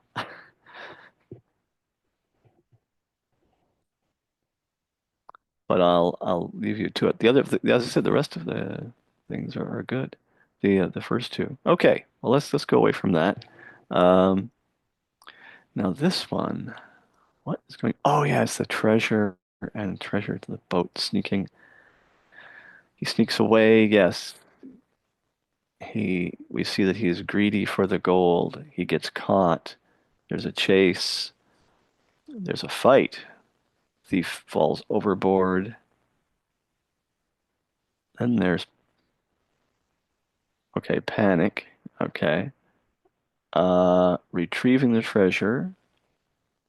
Yes. This is the one that kind of does a bit of a 180 for me. I don't quite buy this. I mean, if they were sort of adversaries at the beginning of the story, okay, sure, we're trying to wait, this is not the end, or is that the end? Yeah, that's the end. If we're trying to come up with a nice message by the end of the story, sure, what you've done. But I'm not quite buying that this guy is going to have such a quick change of heart. I mean, good staging here. I get that completely. That this is the adversary. He's at the treasure box, and here's our original thief, and he's like looks like he's about to drown. And yeah, friendship prevails, and so they get back to it. Well, that's up to you. I mean, if that's the story you want to tell, that's fine. I do like the way that you have been trying to nail down what's going on in each pose, actually in each panel, with like one word. That's really good. I mean, that's admirable, because that really means you're paying attention to trying to make your story develop, and trying to make sure you hit those specific points in the story that need to be there. Yeah, all that kind of thing. I mean, that's it. I mean, I haven't really got time right now to like suggest a whole bunch of story changes, the chase, the fight. What if like instead of the fight, the thief gets caught and then like trips while running, and then that's why he falls overboard? That could be. I mean, he gets caught. Wait, where we got that? I guess there's the fight. Or maybe there's not a fight. He just gets caught. I mean, I was thinking you do the thing where he has to like walk the plank, you know.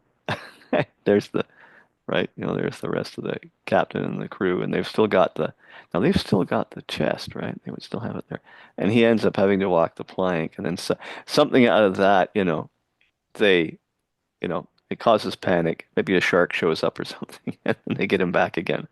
Um, okay, I just thought of that kind of off the top of my head. But what did you say? You suggested that instead of So like the while running, fight, was it instead of the fight, or yeah, what they fight and then what happened?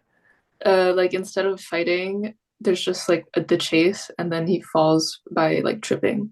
Oh, I see. Yeah, and ends up going overboard. Yeah, we could do that too. Uh, and then the rest would just follow. Yeah, I guess.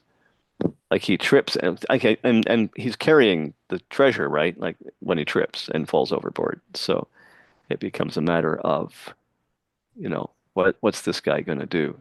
Yeah. Uh, sure, you could do that. I mean, and honestly, a whole fight, that's a lot of work. I mean, you can certainly probably do that with when I mean, I don't really see a fight happening there, right? Like how much can you actually show in one panel? I mean, that just looks like the fellow has been, I don't know. I mean, in during the chase, he's basically kind of ducked a sword blow and then, tripped and fallen overboard. So that's almost the same thing that you're saying, actually. Okay, well, I'll just I'll leave that one alone because there's too much. I mean, really, you almost don't need like your openers. Like that one. Do you need them finding the treasure? You're already on board ship, and so that means you don't have to have a big change of location. Uh, and in this one, you establish that they have got some treasure. It doesn't really matter where it comes from. So there's the thought. I mean, if you got rid of that first panel, it might give you a chance. It would give you a panel to maybe develop one of the other story beats. So, I'm just saying. Okay. Now let's see. What does that leave us with?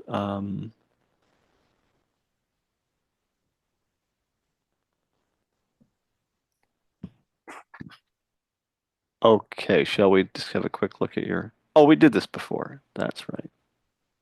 Okay, so we don't need to go back to that. Or wait, did I have that right? Is that yours? Yeah. Yes, that one is yours. That's right. Of course. All right. All right then. Well, how's that? Yeah, makes sense. I mean, I haven't really. There's definitely there's a few issues which we haven't resolved, but I feel confident that you'll be able to, figure it out. All right. Yeah. I mean, as I said, there's some nice staging here. The big foot in the foreground and him, you know, kind of hunkered over the treasure chest. And that definitely says caught. I mean, very, nicely done, nicely staged to achieve an emotional, well, it's an emotional moment, but it's also a plot point, and, how do we boil it right down so that the audience gets it in like an instant, like in one drawing, as to what's going on. So that does it, get that great big foot in the foreground, and he's looking over his shoulder. It definitely says it. Okay.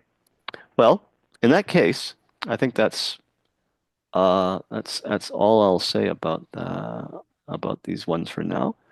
But thank you very much. That was fun to talk about.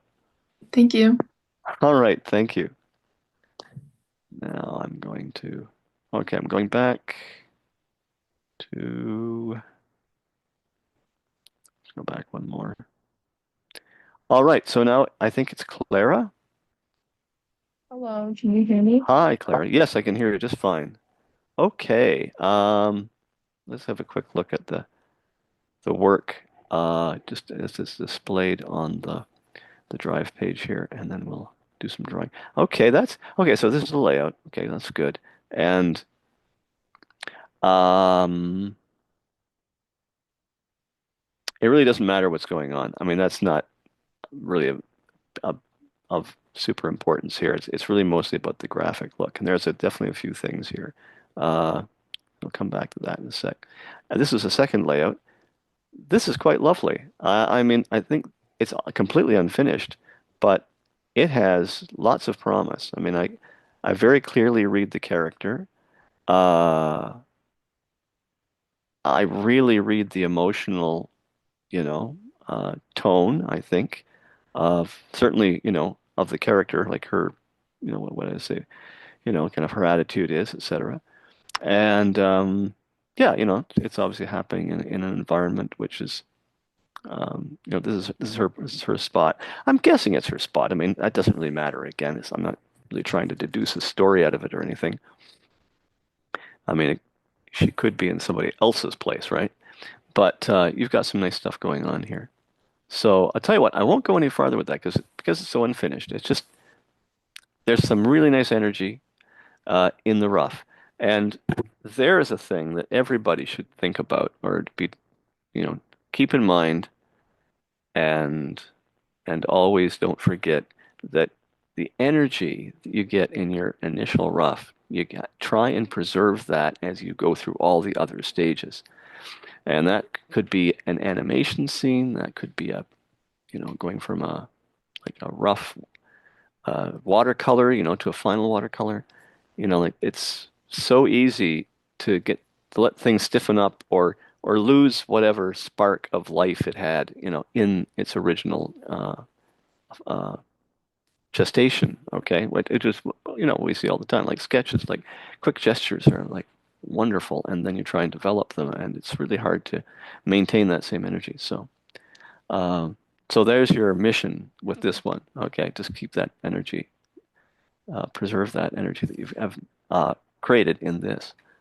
Um, let's see. So now there's a storyboard. Okay, so layout, storyboard. Okay, let's go look at this one. I do believe I have that here.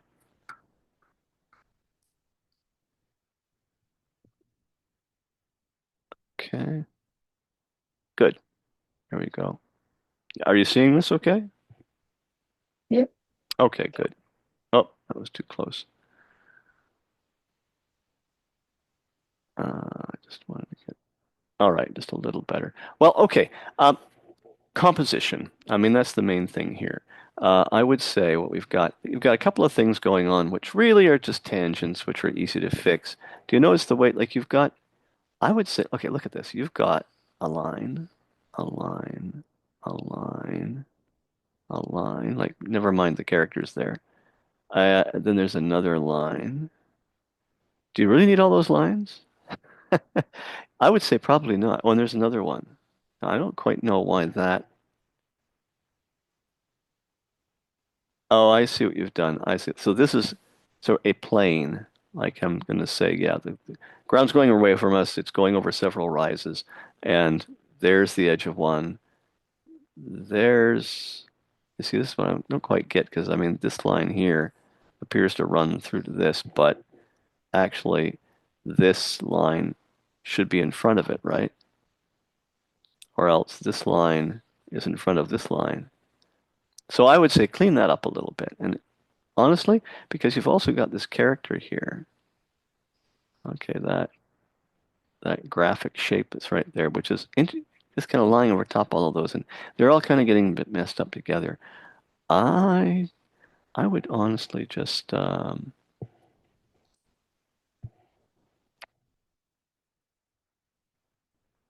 I'd get rid of that. And the tone also has something to do with this, but now let's see. And that one, because there was definitely um there was definitely a tangent happening there with the, sorry, let me just take that away. There. There's also a tangent happening between the edge of the saucer there and that uh, landscape line. So the thing to do there would be you want the, saucer to appear as though it's kind of up in the air. So let's keep it free of all these things. Like, sorry, is it supposed to be behind this or in front of it? I would say probably in front would be good. Again, you've got a lot of things, like you got this tree here, and then you've festooned this tree with like some hanging vines, and then you've got, all these other things going on in here. Just simplify. You don't need all those like cracks in the rocks and everything. All right. I mean, I would take this line. I mean, if you really need this line, okay, that's going down there. I would say do something to make that go underneath the character and then like, or go down to here, go behind this rock, go over here, and then maybe go up and then go up like that. So make this sky. So take the sky here and um, again,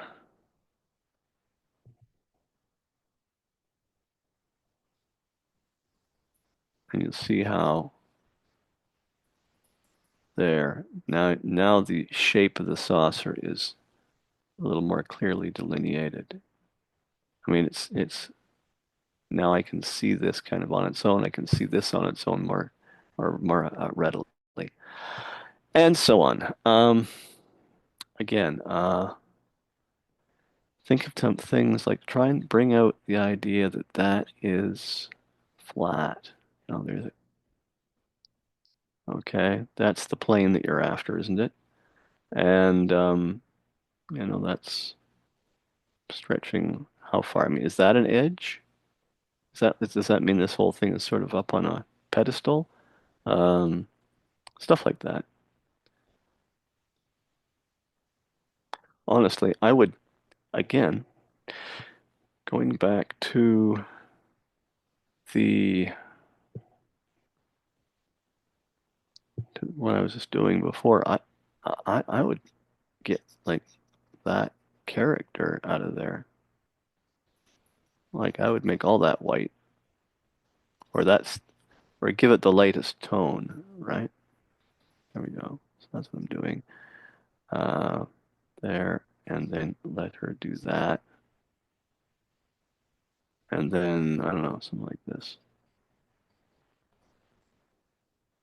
Maybe even down to there. There you go. Let that work like that. And then you can go in and, you know, just then, you know, do whatever you want with those. I would keep that pretty clear of other detail. You do seem to want this road here. Well, maybe we could, um, there's the mountain, da, da, da, da.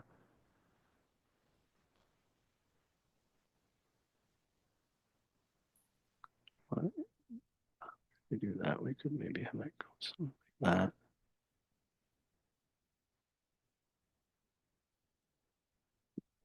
That kind of works. Again, you see you've got a tangent there where her finger is touching that road line. And yeah, don't do that. Okay. Well, that's enough of that. And again, like this is a little bit peculiar.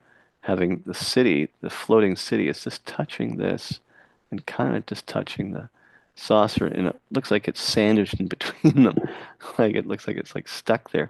Probably the best thing to do would be to, you know, can you move the saucer away from that? Could you just kind of get rid of some of this? You know, just have that go to there, maybe instead, and get the floating city out there and the, you know, or I'd even put it up there, honestly, you know, and then because then it would be kind of off by itself.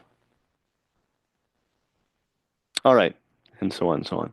So, okay, let's go back and look at the.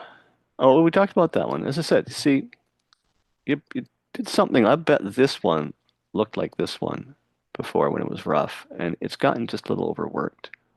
So, yeah, so don't let that happen. Okay, now here's this board. Do I have that board? Yes, there it is. How are we doing for time? I can feel like I'm going to be rushing a bit here. All right, now this one was a little hot. I don't even think I had a chance to look at this at all. Do you want to give me a little help here? Tell me just kind of what the basic idea is. So give a The briefest story is about like a girl who really loves eating candy and like her first shot with it. Okay. From the mouth and it's like the teeth are all rotten and people, you know, um, and then like two dad sees this and basically should I like pitch the first story just like explain the beginning of like the temperature. Hmm. Well, let's see now. I'm sorry, just let me get this set up correct where we can see everything all at once.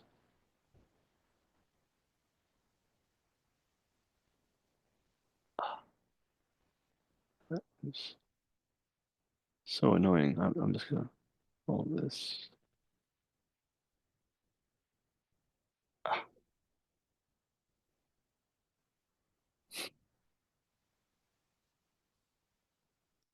Okay, there we go. Let's try and not let that go anywhere. All right, let's start again. Okay, I see it's a little tough to tell what's going on here. I see the character's face definitely, and he's doing something.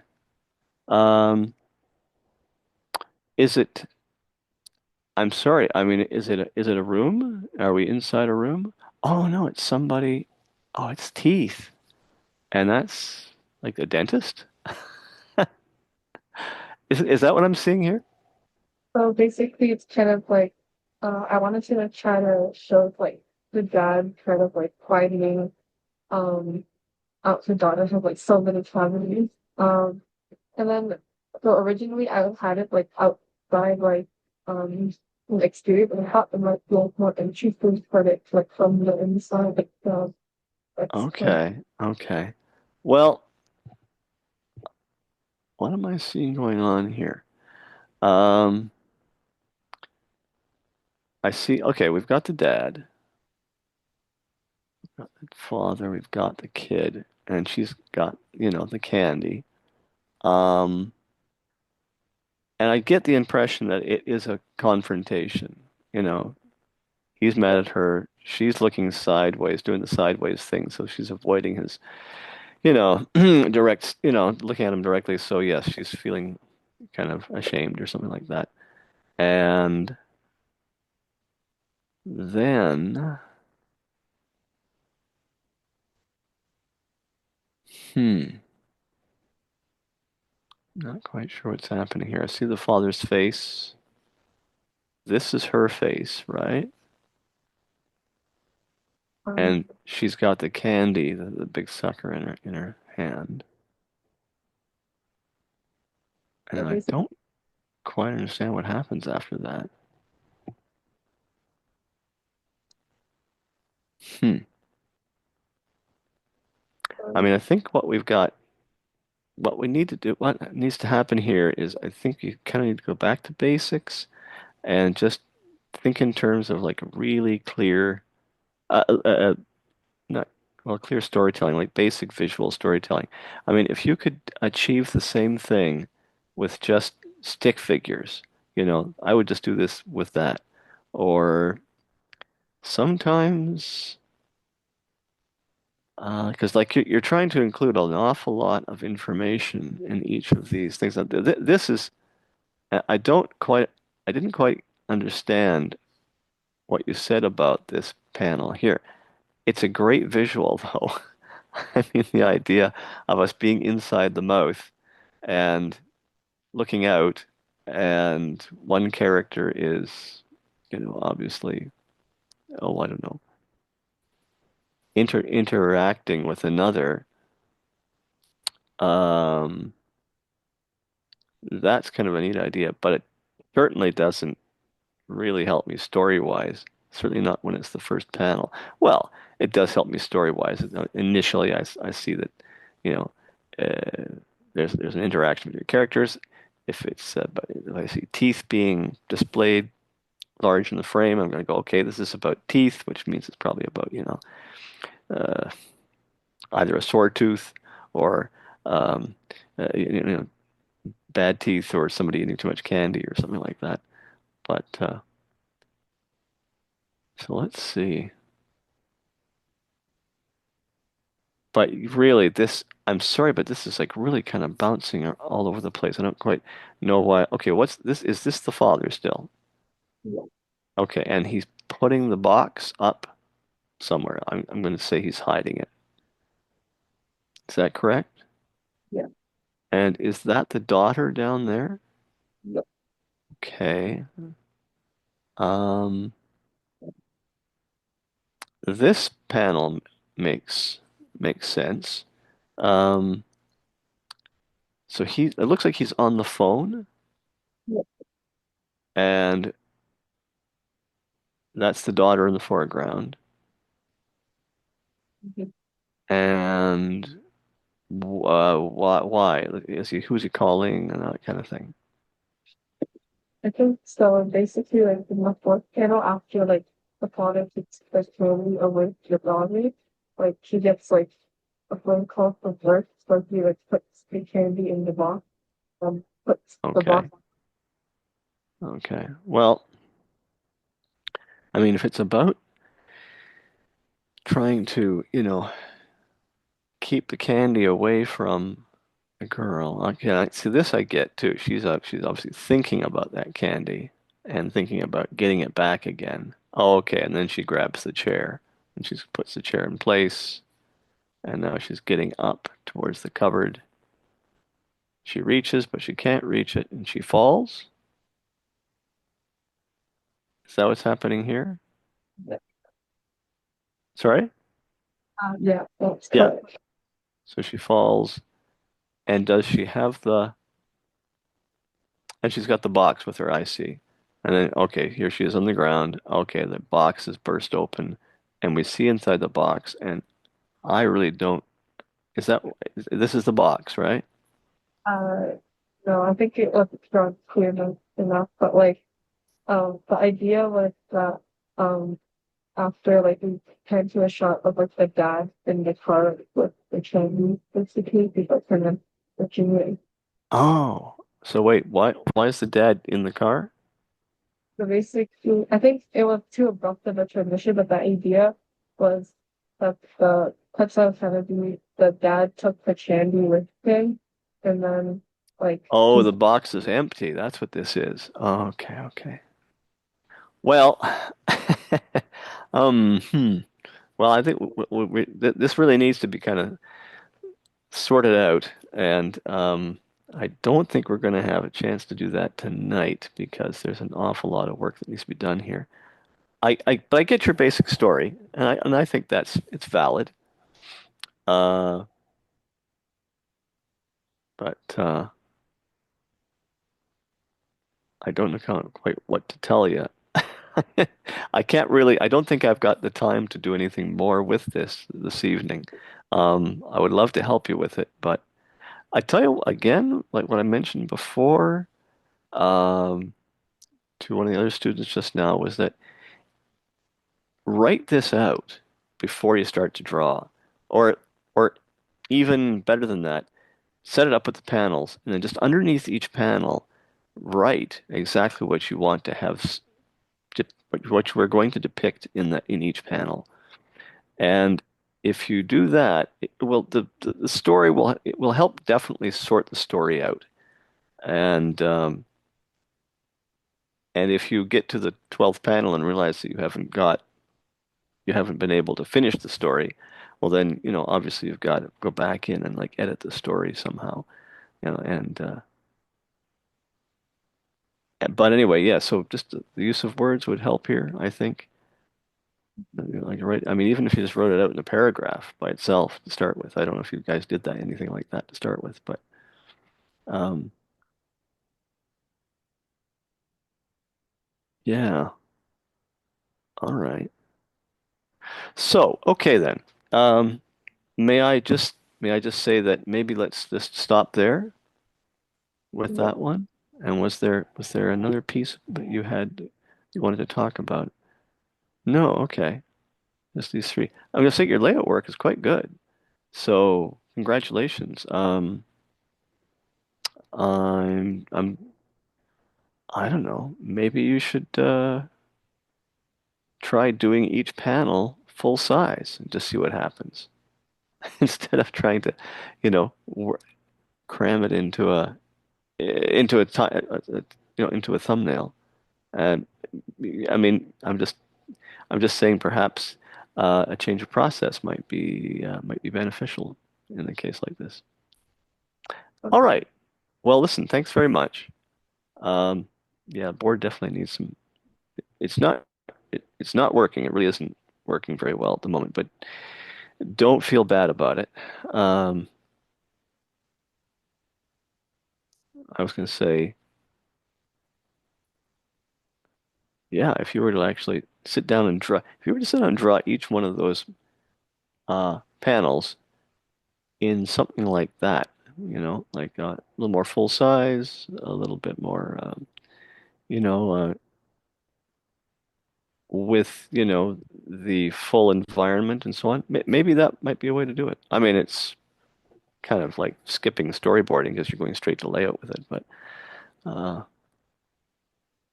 I don't know. I'm just trying to think of like a suggestion which would maybe help you get your board on track. That's all. I'll definitely be your tip. You know, but thanks so much. I guess people. Okay. Okay. All right then. Well, thank you very much. Okay, thanks. Yeah. Thanks, Clara. Okay. Good luck, really. Okay. Bye-bye. Oh, wait a minute. Okay. And so we're on to Lucy. Okay. Here we go. All right. Are you there, Lucy? Oh, yes, there you are. Hello, Lucy. Hi. Hi. Hi. Okay. Uh, how are you tonight? Thanks very much for letting us have a look at the work. Now I'm just gonna, before, let's stop that. I just want to go through each piece and just make sure that, that we've got everything. Okay, so here we have storyboard, and this looks like, okay, that's the beat. There's two pages here, right? Oh, there's three. Okay. And then a layout. Okay. Well, I'll tell you what, let's talk about the layout first because I don't, again, there's been some very good layout work in all the, the portfolio submission. I mean, in all the stuff that I've been asked to review here. Uh, this is quite nice, quite to tell you the truth. I also detect a little bit of um, a theme. There seems to be have been a lot of underwater things. I don't know why, but anyway, or not underwater, but sort of marine monsters. I don't quite know why that's happening. However, very nice. It's more of a, yeah, I mean, I completely get it. It's kind of a, I'm going to say a fantasy, but it's like a marine fantasy. I can sort of see things going on in here, which make me feel like I'm, inside of a ship or a kitchen that's been made to look, like the interior of a ship, which is fine. Or it's a, you know, maybe from the outside, it's a ship that's beached on shore, and this person is either living in it or has created a restaurant or something like that, right? I mean, and I get that because you can see the curved ribs uh, of the interior of the wall there, and the planks definitely suggest that kind of thing. And of course, there's all this other stuff like there's fish, there's uh, barrels, and so forth and so on, which I sort of tend to associate with maritime things. Okay. I mean, a little bit maybe, again, this business of watch tangents, the way that the monster's snout is just kind of touching that. Well, you've got that line which has got some tools, I should say utensils suspended from it, and it's going like right from kind of the tip of his nose, and it's also going right up to that point that's like right underneath the, oh, how do I term this? you've got that angle. She's got this sort of hairdo, and there's this gathered bit of hair that's creating a bit of a stem, and then it poofs out on top. And there's that moment where, we go from the, let's say, the vertical portion to the horizontal portion, if you will. And there's a break in the line there. And you've got this other line going right up to that point, definite tangent. So if you can basically do something else with those utensils, um, it would have to be something which, I mean, it's great. It's a great element to have because it definitely says kitchen and all that kind of thing. I don't know, maybe you could string them up here, somewhere over the stove. Okay, that would work. Um, Other than that, I mean, there's some great stuff here. I mean, just the way that the monster, the way it's being presented on top of this platform, this board that's on top of barrels. That's all nicely designed, and it works really well as like a graphic element all on its own. That one tentacle thing coming out of the bottom there and curving back up, which kind of takes our eye like right up into the figure that's like got her back turned to us. Um, yeah, it's all working very well. So nice work there. So let's leave that. Okay, let's go talk about the storyboard. Um, Now, did I? Yes, I do. I have, I believe, all three of those. Maybe only two. Hold on. I'm gonna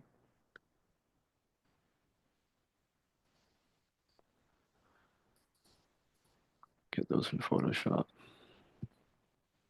All right, so we've got this one and this one. I don't think I got the third one. Okay, so I'm gonna go back to here. Okay, oops. One, two, three. Yeah, I got that one and I got that one,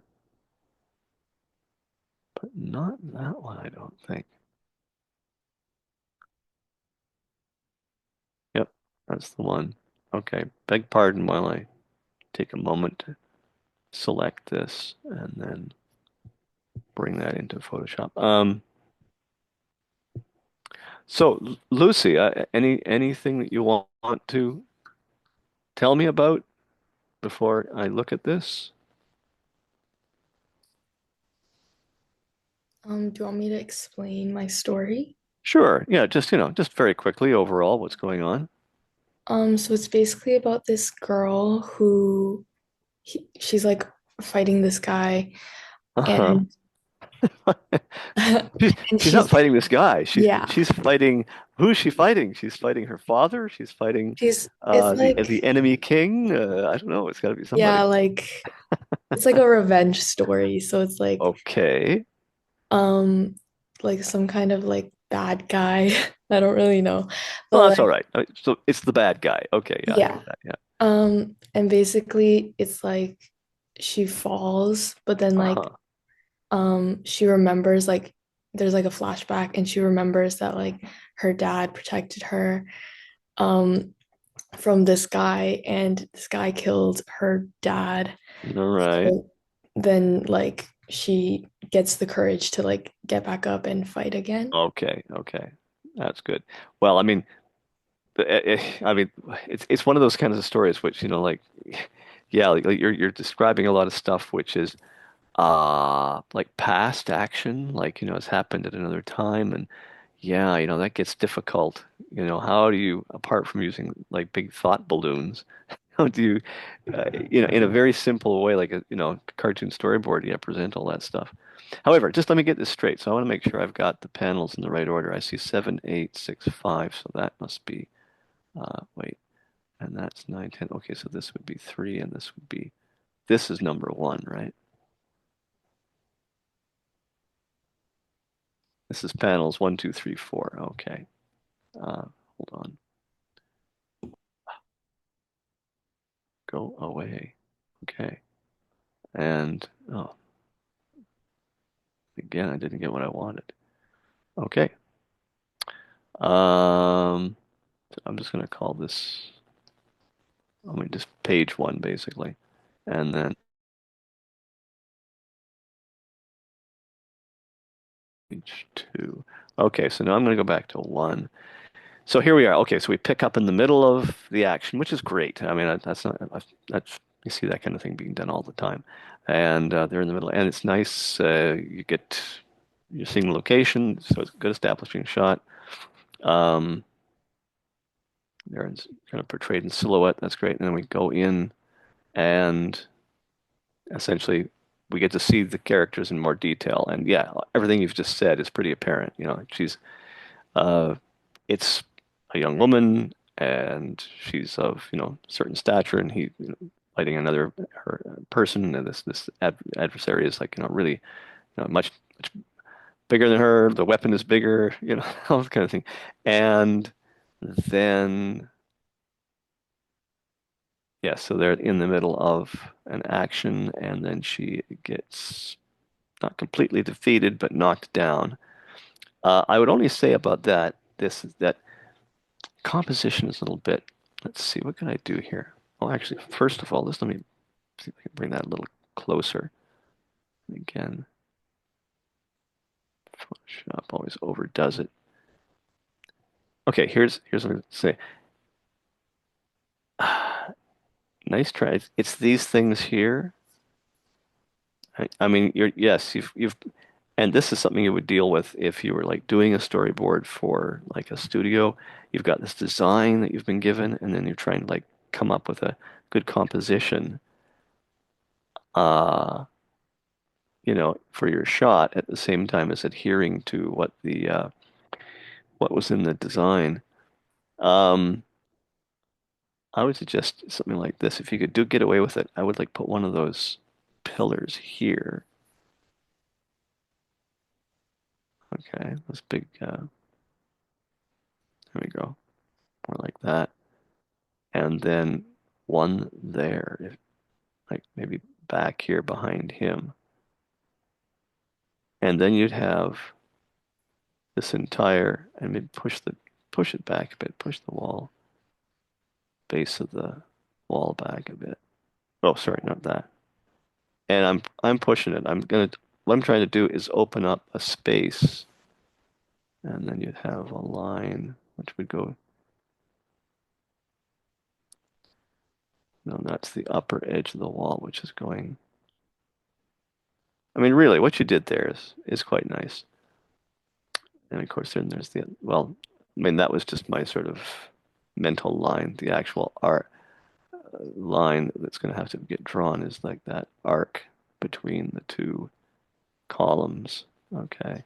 And then there's your bits of fire. That's good. Oh, wait, sorry, not there. Here. So you see what I've done is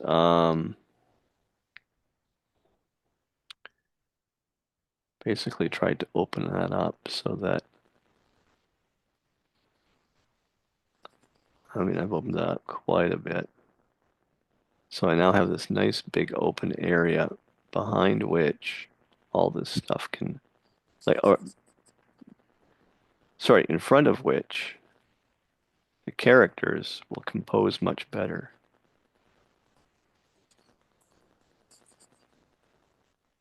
There we go.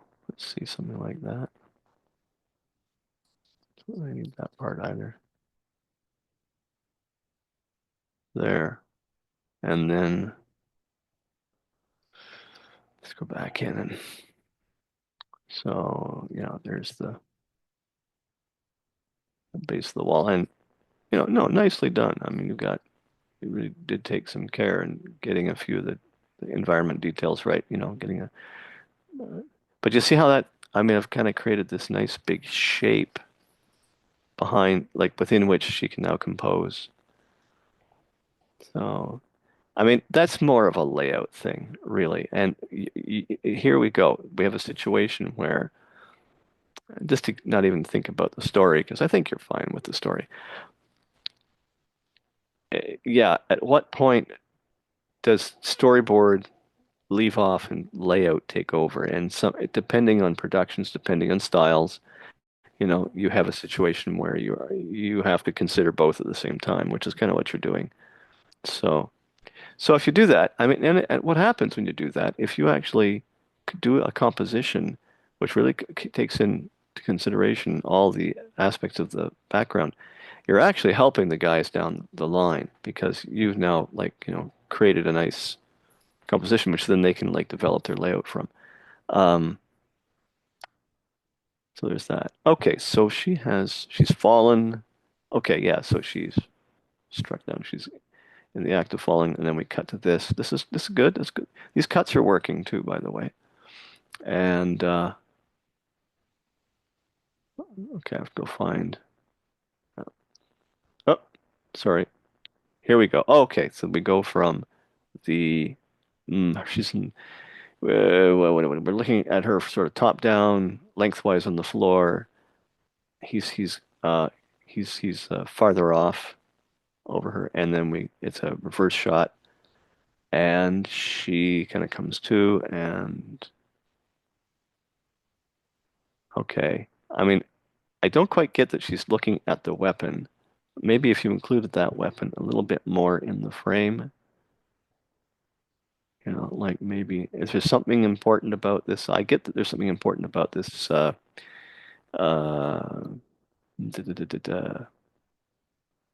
what to call it? This amulet or something that's happening. It's attached to the pommel of the sword. Like if you had the sword like this, say, and there's the pommel, and then did something like that. I don't know. Somehow it's just too far off screen over here. Certainly I've definitely there's an eye line that's there. That's good. That's good. Now you're telling me that this is suddenly a flashback. Yes, yeah, that's a little confusing. And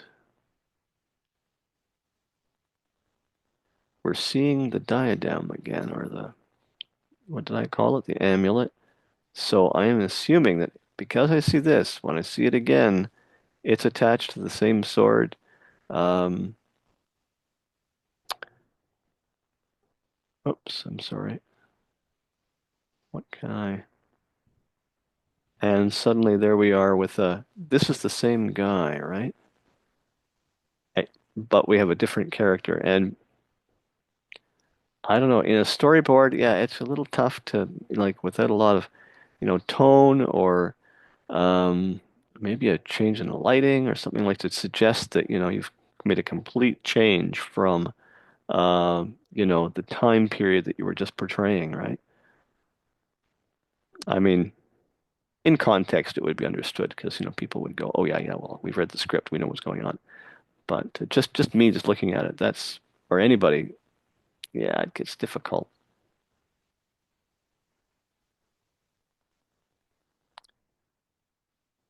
I mean, apart from having another panel or a subtitle, you have a panel where you kind of get like, I don't know, wavy lines or something, which suggests that there's a transition going on, and the transition is either from, to a different place for a different time or something like that.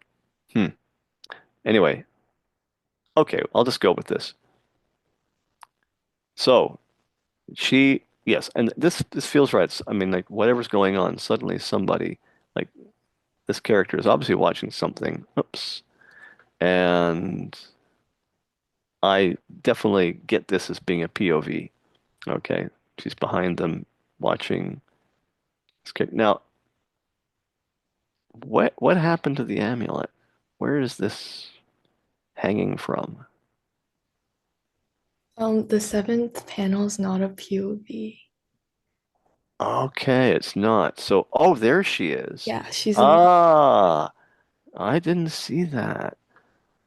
Okay, so something needs to happen to make, well, I guess you just have to beef up your drawing a little bit just to make her more visible, that's all. Okay, so the amulet is like there. Yeah. Yeah, so it's hanging from the guy's waist. Okay. Well, I would just say, just make that clearer. That's all. Okay, so it's just a cut out. It's a, yeah, we're cutting wide and okay, getting sort of the situation. All right, so and then he swings his sword and we don't quite see what happens. And then,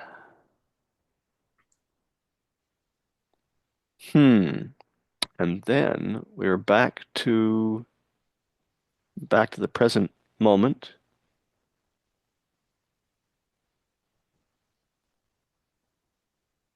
And the guy is pressing his advantage. Okay, he's looming over her. Uh, cut back down to her. Now she reaches for the sword. I think you should see the sword in the shot here somewhere. Um, yeah, there's all kinds of things going on here. Continuity. Uh, like where was the sword?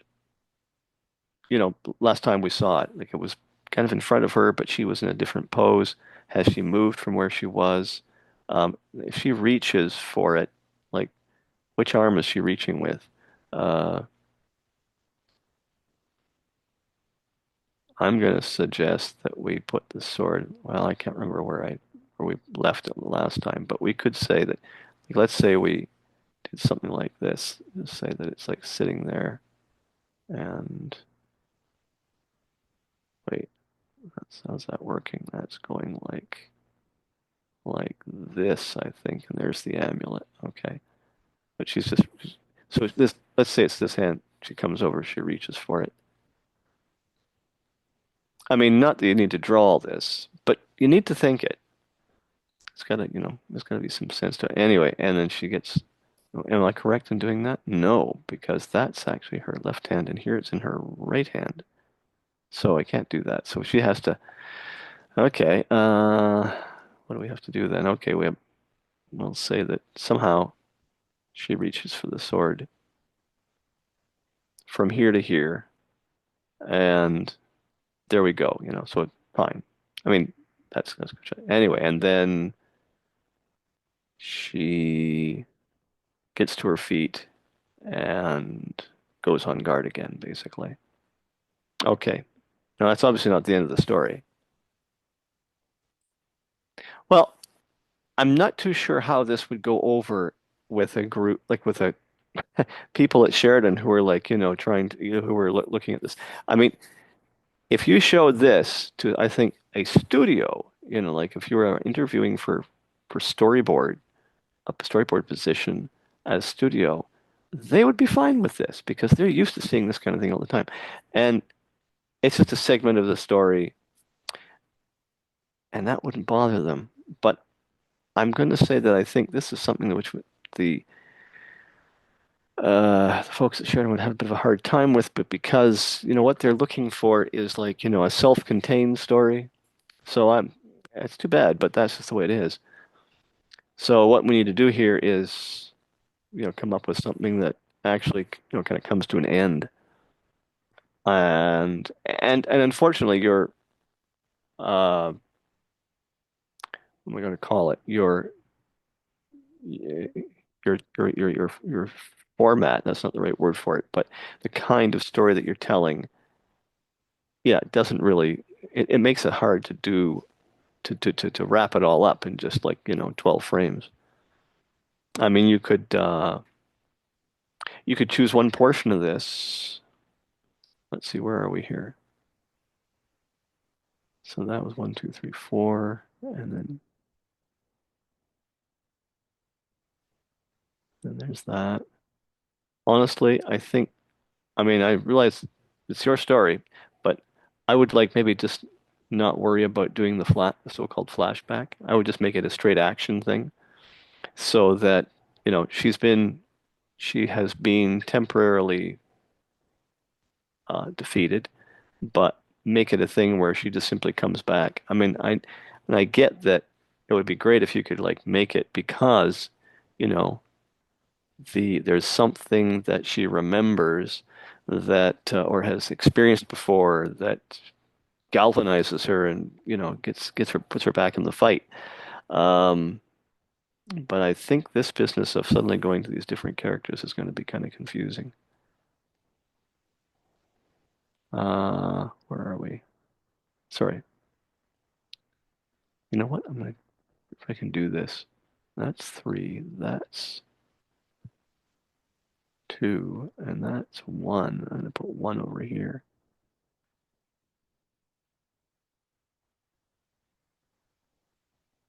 Okay, 1. I've just made it worse. 1. That didn't work. Never mind. Okay. Sorry, I was just trying to put them in order for myself. So just going from that, basically just trying to go from this panel straight to, straight to, well, to this panel. I mean, that would work. Go from her on the ground to, sorry, didn't quite mean, I'm not trying to say, that was not intended to be screen action or anything. Back to a cut to of the guy, again, you could indicate something where he's like he's advancing on her, right? Um, Sorry for the interruption. yeah, that's okay, We're Tim. running out of time. We're Yeah. out of time. Well, Yeah. Lucy, I'm going to have to stop there because again, this requires just more discussion. But okay, so I was just to wrap it up though, I would say possibly get rid of the flashback and just make it a straight action scene. And she gets to her feet again and she gets ready to carry on. And then just cut it at that. And then it's a little more self-contained. And I would get that. Unless you actually want her to finish him off, and then you could like work that into the story. But I'll leave that to you. It's nice work, really, it is. But the main thing that you would run into, I think, uh, some blowback. I think from the people at Sheridan who would look at this and try to figure out, okay, what's going on here. But anyway, you could almost, well, I don't know. I mean, I was going to say you could use this as maybe some personal work or something that you could show them in addition, right? Because you get a chance to suggest some personal pieces or to include some personal pieces. However, seeing as we're out of time, I'm going to have to wrap it up there. And was that it? Did we see everything else there was to see? I think so. Oh yeah, we talked about this. This is great. This is great. And oh, and we just didn't look at the animation. But you know what? That's fine. As I said, I'm not really an animator, so I don't really have. And actually, that works. That works quite well. It's pretty clear and concise. Oh, come on. Yeah, it's pretty. And the big burp gag at the end is great. All right then. Well, so Lucy, thank you very much. That was. I'd like to see what you do with that. Okay, I can see that like it's obviously you're coming from a place where like very interested in a lot of the I can imagine like a lot of the series that are on TV at the moment that would be storyboarded just like that. And I'm sure you've seen a lot of that stuff online, right? And that's kind of where you're getting your inspiration from. So keep going there. Keep going there. Don't let them tell you can't do it. All right. All right. All right. So, Tim, Yes, thank you. I guess that's it. Just a second here. I'm going to just stop sharing then, Thank you, Scott. and we'll wrap this session up. Does anybody else have any comments then Thank you so much. or questions? Thank you. You're very welcome. Very welcome.